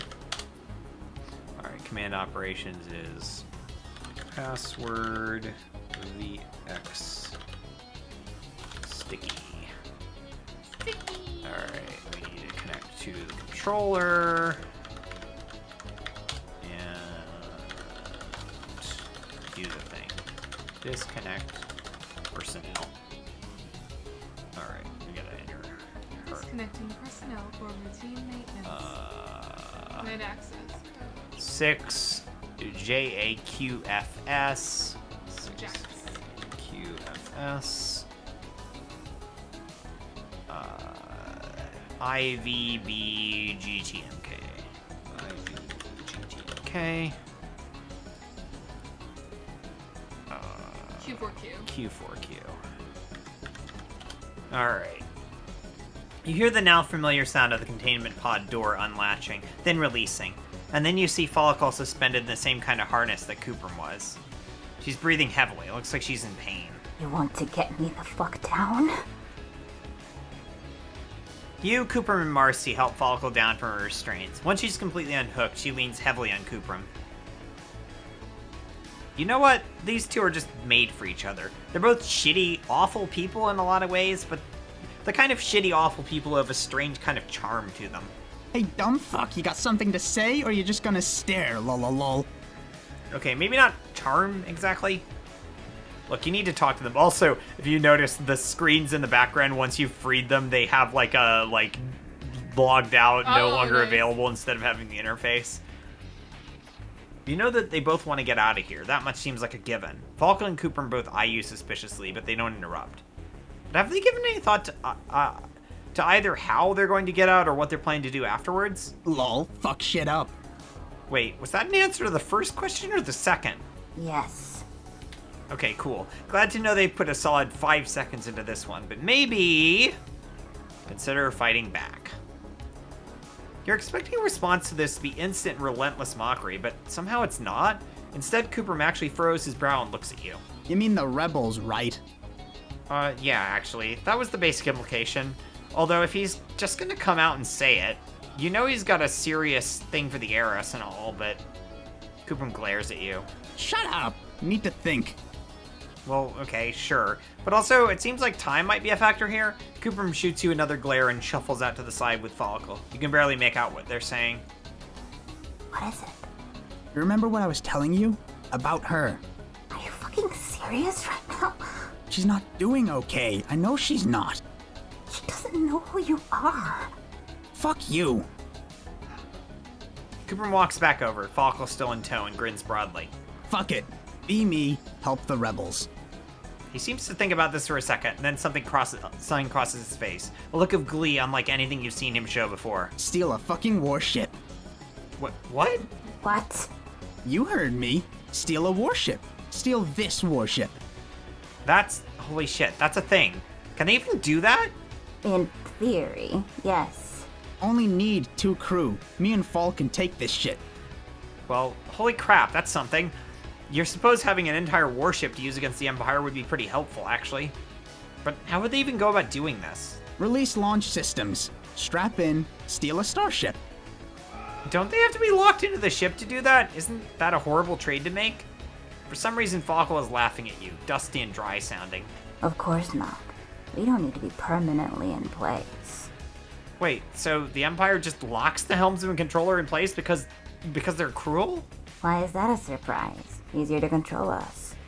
Lol, fuck him. What he said. Marcy walks over from where she was standing nearby and glares at you. Couldn't help overhearing? I've got a question. Launching this ship like that, it's gonna rip the dry dock apart. Lol, yeah. You can't do that to these people. Everyone in the dock. Lol. Who cares about them? I do. And if you do this, you need to warn them so they can get out. There is an alarm system in the launch control center. Well, that's fine. They'll take care of sounding the alarm while the others get the ship ready. Follicle and Cooper lead you to a maintenance access hatch while Marcy goes to find Connell and explain the plan to her. Hopefully that won't end in complete disaster. Here it is. Last chance to turn back, I guess. We're gonna steal a ship. Lol, my ship now. You mean our ship? Yeah, our ship. Lol. All your base are belong to us. Lol. T-Man says, why did I hear a man screaming bloody murder? Was Trent just yelling? I think Trim might have been yelling. That's my son yelling at his friends on a game. Probably. I didn't notice, but he might have. Yeah, he's yelling at his friends. They're playing some game online.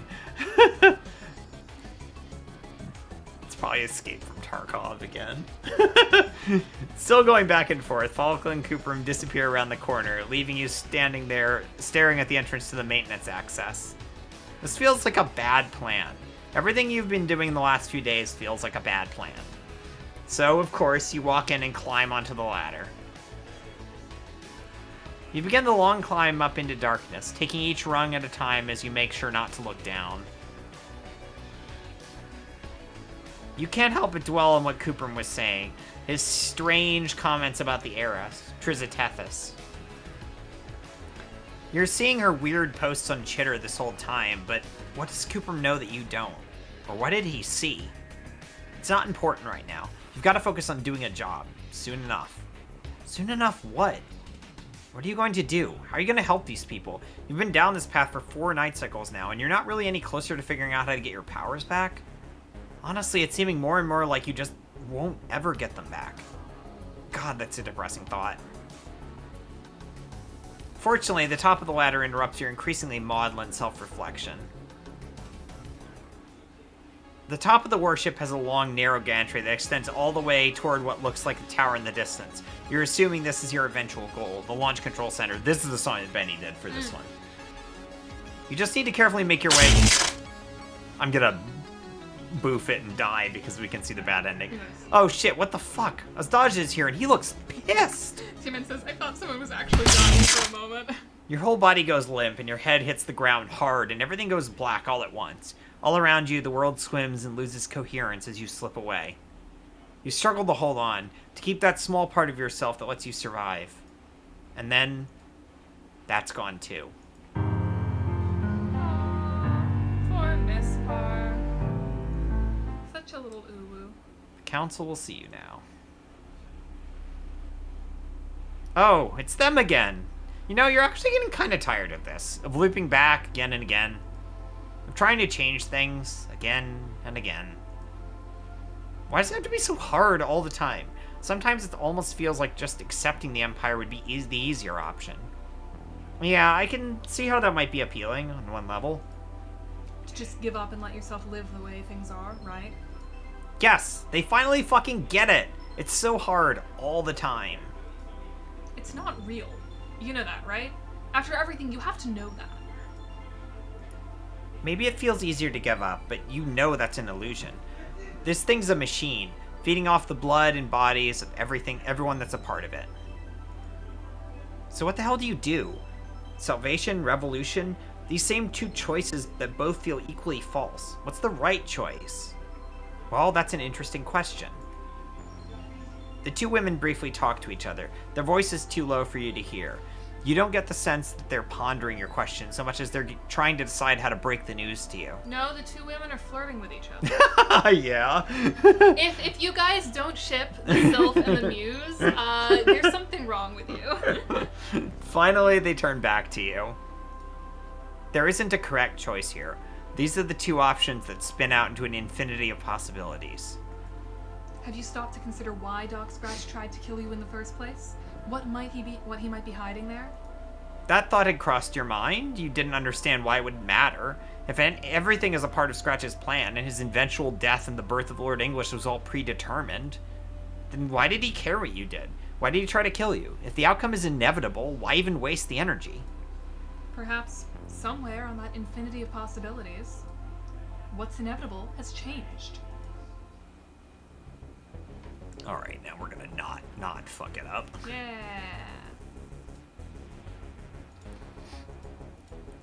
Okay, yeah, same.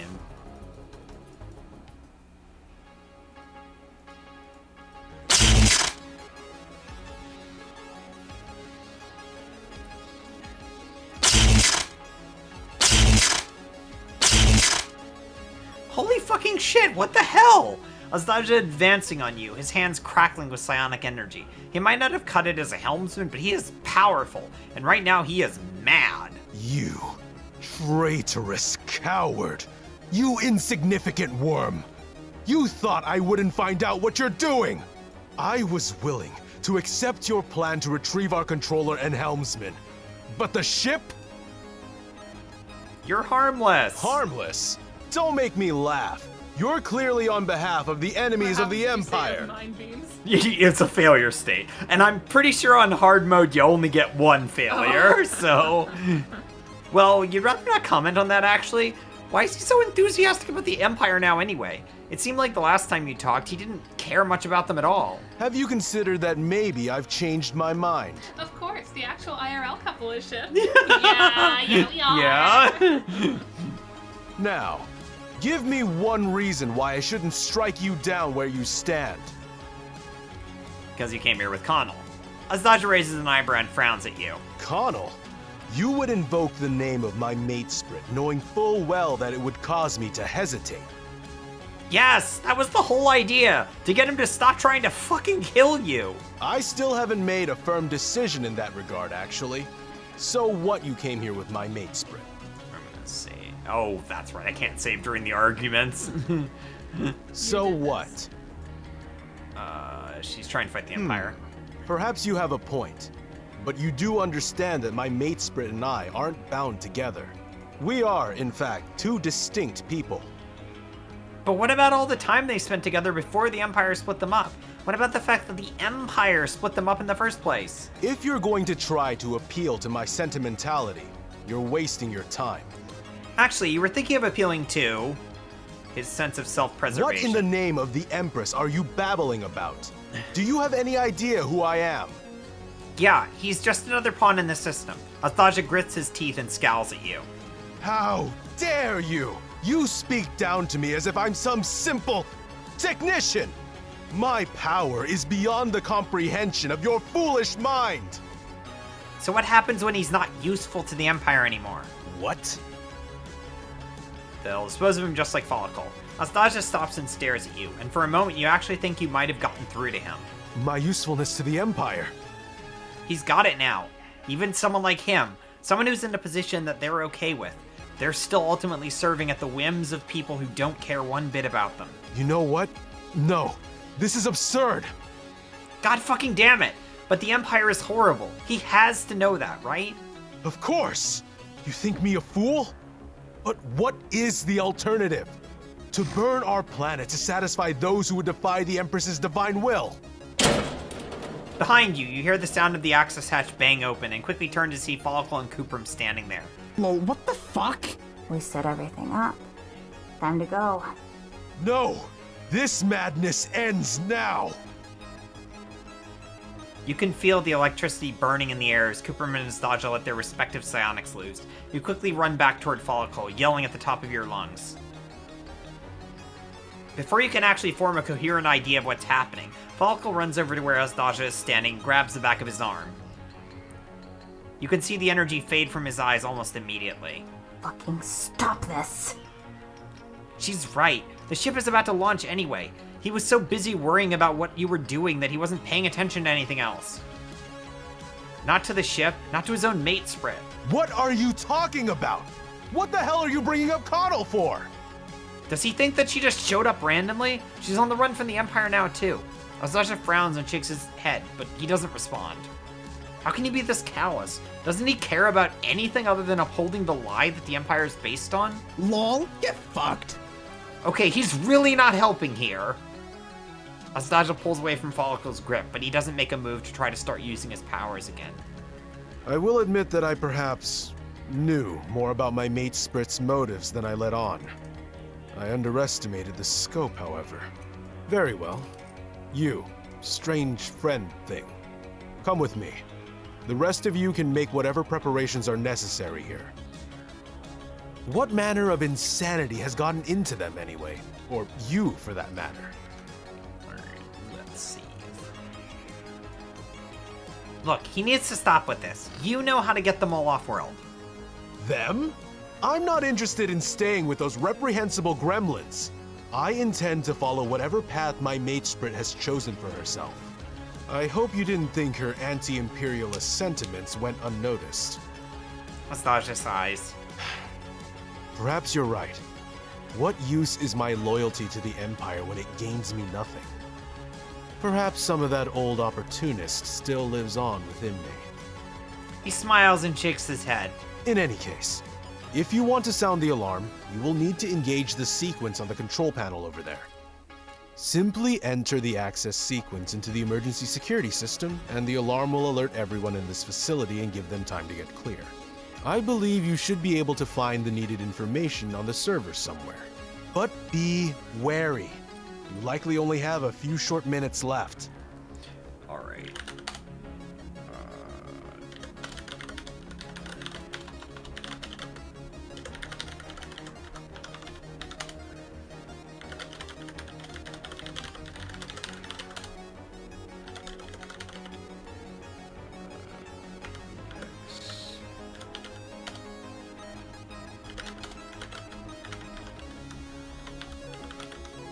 I have this memorized. I programmed it. Alright.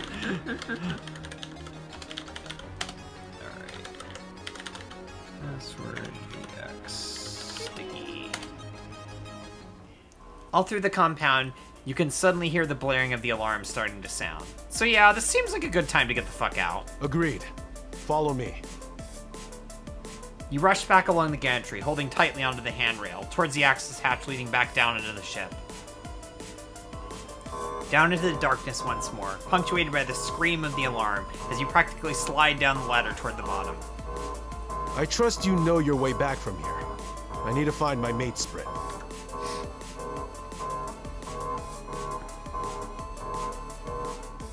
Well, fuck. Looks like you've got to remember how to get back. Doesn't seem like you've got a lot of time either. Also, if anyone wants to get the secret achievement for this route, the way to get it is just to die in the next section. Basically run out of time. Which is easiest to do on hard, but I'm just gonna go through it. If you go one of the wrong ways, it'll, like, tell you and you just have to go back.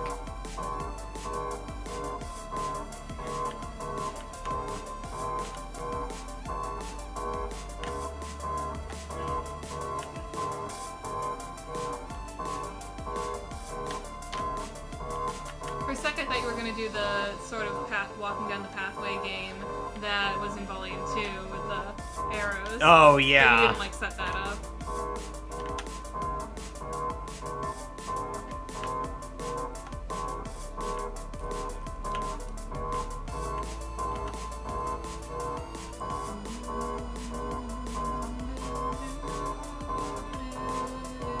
Yeah, on hard you, like, barely have enough time. You stumble out of the dry dock and back towards the fleet depot. You have no idea how much longer you have.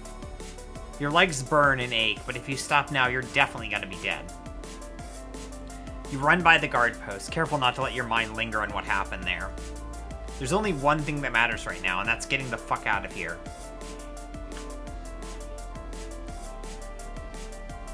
Wait, so is Marcy still on the ship with them? Or Marcy goes on the ship with them, yeah. Okay. If you do salvation, she escapes the compound with everyone else.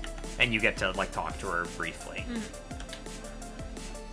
You reach the hill above the base, and you can see trolls all milling around looking confused. It reminds you of, for some reason, a school fire drill. You're not even sure if you ever went to school. In the distance, you feel like something is waiting, potential energy about to explode. And then, it happens. You don't just hear the ship launching, you feel it. It's a sensation of something in the distance coming alive as the mass conversion thrusters boost it into the air and the anti-gravity drives kick in with a roar. Psionic amplifiers take Kubram's already formidable power and magnify it exponentially, turning him into a living conduit for the ship's energy. All around you, the trolls watch in a state of near terror as the unnamed warship peels free of the dry dock around it, tearing chunks of supporting structure away and leveling the buildings as it breaks the confines of the surface. If you do salvation, they blow the ship up. And then, it's gone into the deep purple skies above. Yes. You quoted my song. Yes, I did. You quoted my fucking song. Yes. That song had a lot to do with, like, the vibes of volumes, like, 9 and 10. Really? So, yeah. Oh! Yeah. The song wasn't even about any of the characters in Volume 9. I know that. It doesn't matter. Like, the whole vibe of, like, the revolution happening around them. It was an influence on, like, Delightful Abattoir and all that. You look outside your window into the streets bleeding red and gold. You wander the crowd for a while, hoping to run into your friends. Finally, you feel a hand on your shoulder. You turn to see the hulking form of Connell leaning up against Astasia, the two of them grinning at you. Ah, I see you did in fact manage to make it out alive. Excellent. Hey, dumbass. Nice ass. Yeah, that one's definitely not getting a little bit hurtful. Anyway, what are they planning to do now? Connell has told me about her ideas to contact the rebels with her compatriot. Yeah, 'cause it's a fucking good idea. Indeed, it does seem like a solid plan. We will link up with the local rebel contacts and gather what intel we can in the meantime. Well, that's awesome. You turn away from Volokol and Astasia and continue walking through the crowd. You wander a bit more, pretty much aimlessly at this point. The crowd is still thick, but a lot of the trolls are starting to wander off or break into groups to talk to each other. You pass guards in armor holding rifles and trolls wearing what look like lab coats, and none of them pay you any mind. Out ahead, you catch sight of one troll who stands out from the rest, someone wearing what looks like flight gear. There's something familiar about them.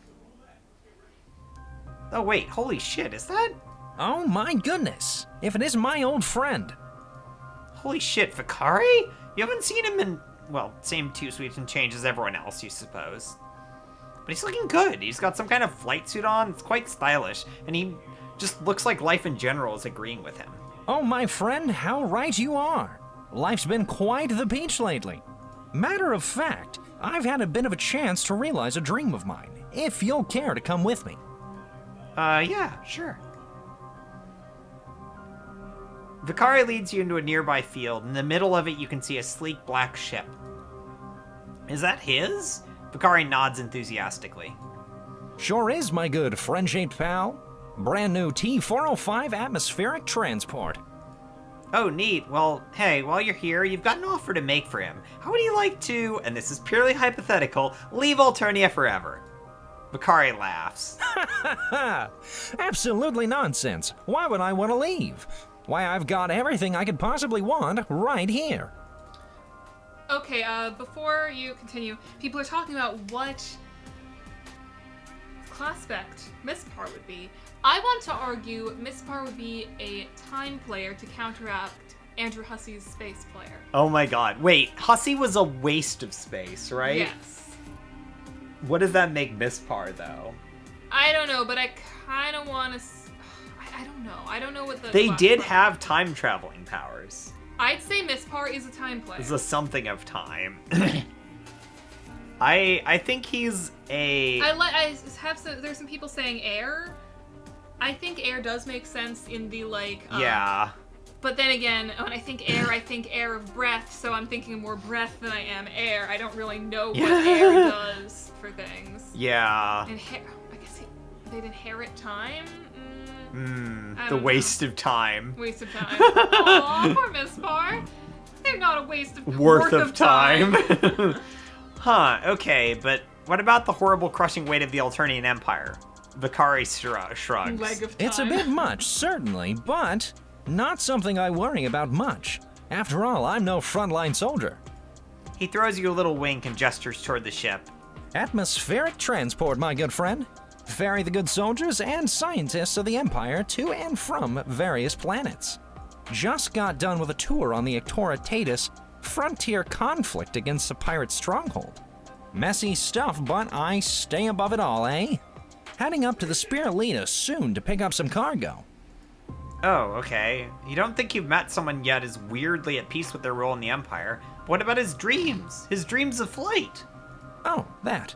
Well, see, atmospherics handle a bit differently than the dedicated antigrav frames. Useful when speed is of paramount importance, my friend. He grins and hooks his hands into his flight harness. Like running a team of cerulean commandos in under enemy radar during a Class Delta storm. You know what? You wouldn't know what maybe about half of what that sentence means, but he seems pretty proud of it, so you smile and nod. Something inside you tells you that you need to go with him, to travel back into orbit. You've had this vague sense of a guiding thread the whole time you've been back. As if someone is out there, looking out for you, ensuring that your story reaches its conclusion. Well, I suppose I can't begrudge you one small favor. Normally, Imperial procedure would be to report you, probably have you culled. Your blood goes cold for a second, but Vakari grins at you and winks. No worries, my good friend. I won't tell anyone if you won't. You wanna hitch a ride into the wild purple yonder with me? Why, you just hop on board. Yeah, you think you might do that. You might do just that, actually. The inside of Akari's ship is lit all in dim red and could probably best be described as austere. It reminds you of the inside of a submarine from a movie, or the inside of a spaceship, also from a movie. You saunter over to what you assume is one of the jump seats and flip it down. This doesn't look like it was designed for comfort so much as rough utility. Well, strap in good and tight. It might be a thing of beauty to fly, but it is not easy on the rear end. You pull the straps a little tighter and grin nervously. So, what kind of ship is the Spirulina anyway? Hopefully a fun one, right? Preferably one that's very chill. Maybe some kind of Violet Blood Enclave? Vakari laughs at you. Oh no, my friend. It's clowns all the way down. Well, okay then. You remember your promise to Branya about how you'd look for Karako and find out what she was up to. So maybe this is fate? A chance to make one or two things right in the world. To make up for some of the harm you've caused. Whatever you're yammering on about, I hope you're nice and comfy, because we're about to leave. With that, Vakari quickly climbs into the cockpit in the front, straps into his own seat, and fires up the engines. Next stop, adventure! You know what? Maybe you've had enough adventure for the time being. Before you have a chance to finish your thought, the ship lurches under you, and you're on your way once again. Next stop, adventure. Or something like that.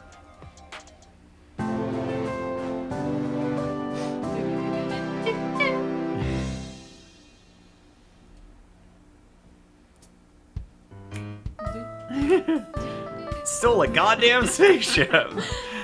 Yet another Yeah. reference. Still a goddamn baby.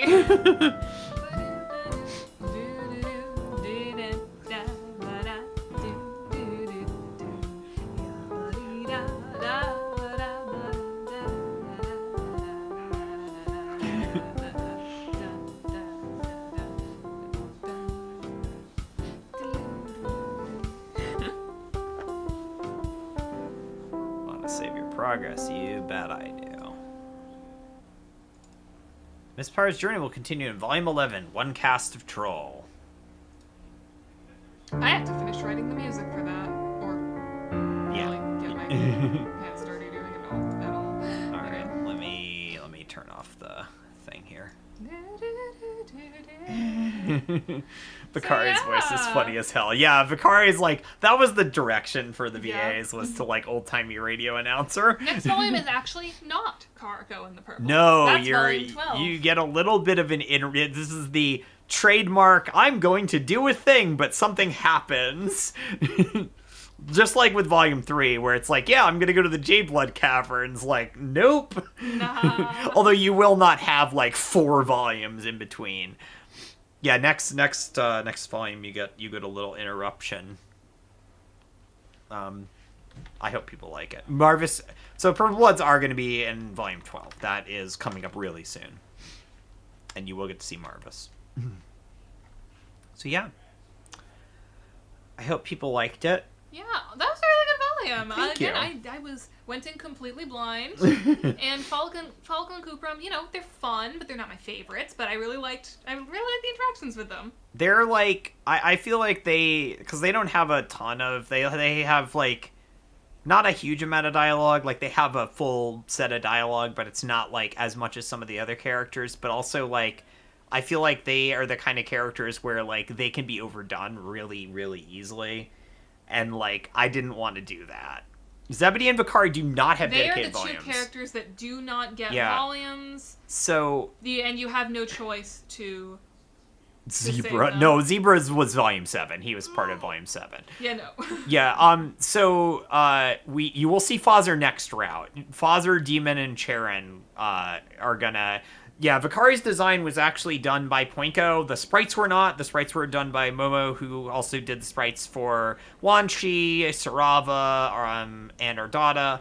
But yeah, the design was Poinko's.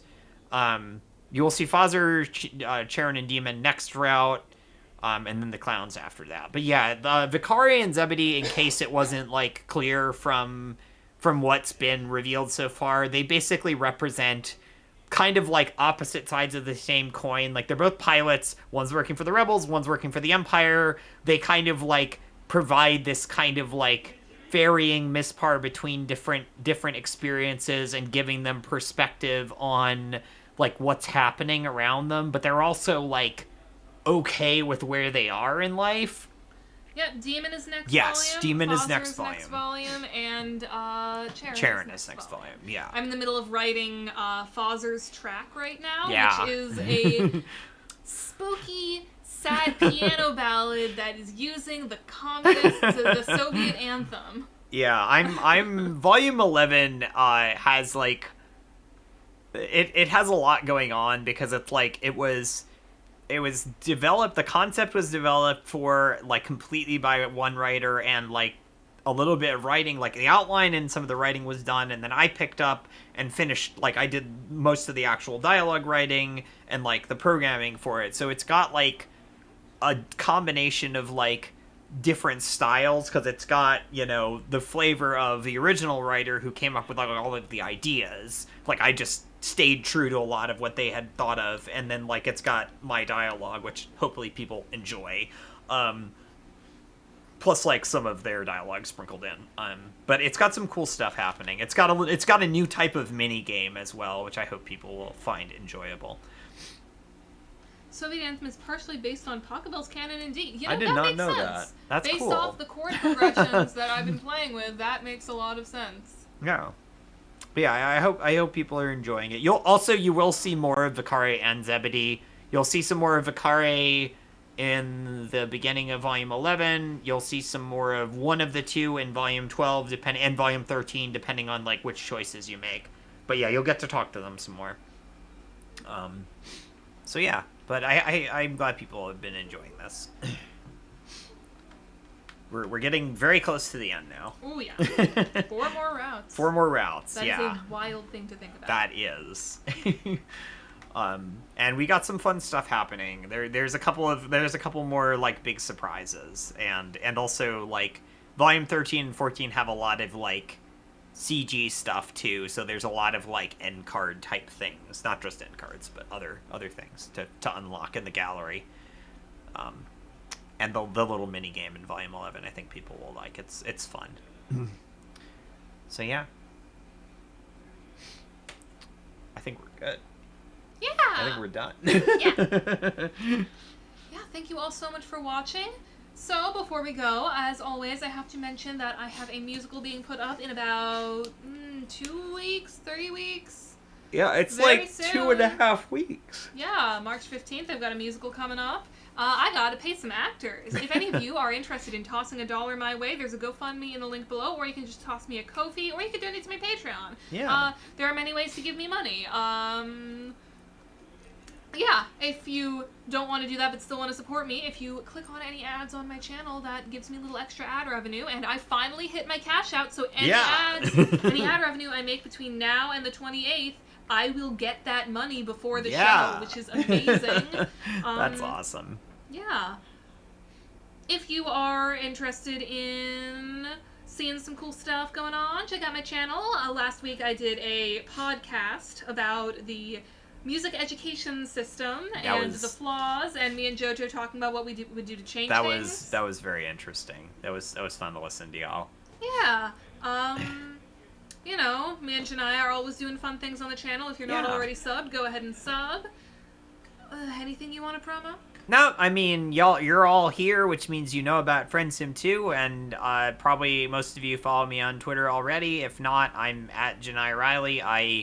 I post about a lot of different things, some of which are Homestuck. And yeah, I hope y'all enjoyed the game. If you haven't been playing it, feel free to go back and watch our streams. We've been playing a 100% Revolution route. And feel free to play the game. The first of the 10 volumes are available. We are planning to release volume 11 in mid-March. That's on track, and yeah, and we're working on volumes 12, 13, and 14 for later. Yeah, hope everyone enjoyed it so far. I've been having a lot of fun working on it, and then a lot of fun seeing everyone's reactions, so like, yeah. Yeah, and like we said earlier, if you want to do like fan content with the sprites, or edit the game to give MSPAR socks or anything like that, like go ahead, have fun. This volume was weirdly fantastic. Yeah, honestly, I was going in with no expectations because I knew nothing about this volume. I enjoyed this volume quite a lot. This volume was the product of like a kind of twisting development. Like this one had a couple of major rewrites because like the original script was kind of like all over the place, and then I had to sort of like pick a direction and tighten it up, and it ended up being like really good, even though it started out as like a horrible mess. There were a lot of like plot holes and stuff because I had a couple different ideas about where it was going to go, so I had to like rewrite a bunch of Astasha dialogue. But yeah, I'm glad people like it. I had fun writing it. I really liked writing the two little garbage gremlins. They were delightful. They're such trash children, but like in a way that I kind of want to put them on a shelf and observe Yeah, them. exactly. I had fun with it, and I had fun like coming up with like world building stuff that you kind of get sprinkled in there. There's, in case it wasn't obvious, a bunch of foreshadowing for later volumes if you want to try to piece that together. Especially that Project Gladiator one. Yeah, and like the note about the itinerary. So if you want to piece together things in the game's like extra stuff, there's actually like a bunch of like foreshadowing in Chitter and also in like the documents and the hacking sequences. So but you'll find out what the deal is very soon. But yeah, that's all I got. I'm glad people are enjoying the game. Thank you so much for coming to the streams we do, and thank you for downloading and playing it. Can't wait to see Charon. Yeah, they're in an interesting position. We found they were three that were like, what the fuck are we gonna do with these? We didn't think that they were going to have a And route. then we came, the writer for their route came up with a really good idea to like tie them all together and also come up with some really interesting concepts that I was able to like expand on, and we actually have some like interesting stuff with them. So that's cool. Those are characters I never really thought much about until I started like working on the concept, and then it's like, oh, I should like think about what they're doing. I've written some routes for characters that I didn't think much about before, but like I did want to like do them justice. Like I didn't just like whatever, they're gonna be whatever. I tried to make them feel like their character, and like even characters like Vakare, who's like nothing in the original, he's not a hot dog vendor. He does cook though. Problematically, I guess. Nah, not really. It's more of a background thing. Oh, the cooking isn't related to the bodies. No, those are separate. No, but there are dead bodies. So many dead bodies. But yeah, no, I tried to like do all the characters justice and give them like some level of development, because I know that even if it's a character that I don't like super think about a ton, or other people don't tend to think about, like there were a surprising number of like big time Vakare fans, so it's like, you know what, I feel comfortable giving you something there.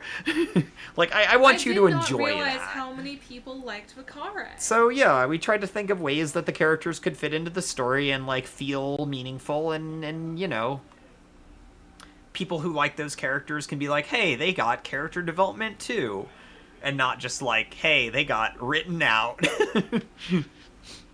So yeah, I hope people like it. I think it'll be fun. And yeah, I think that's it. Yeah. Thank you all so much for watching.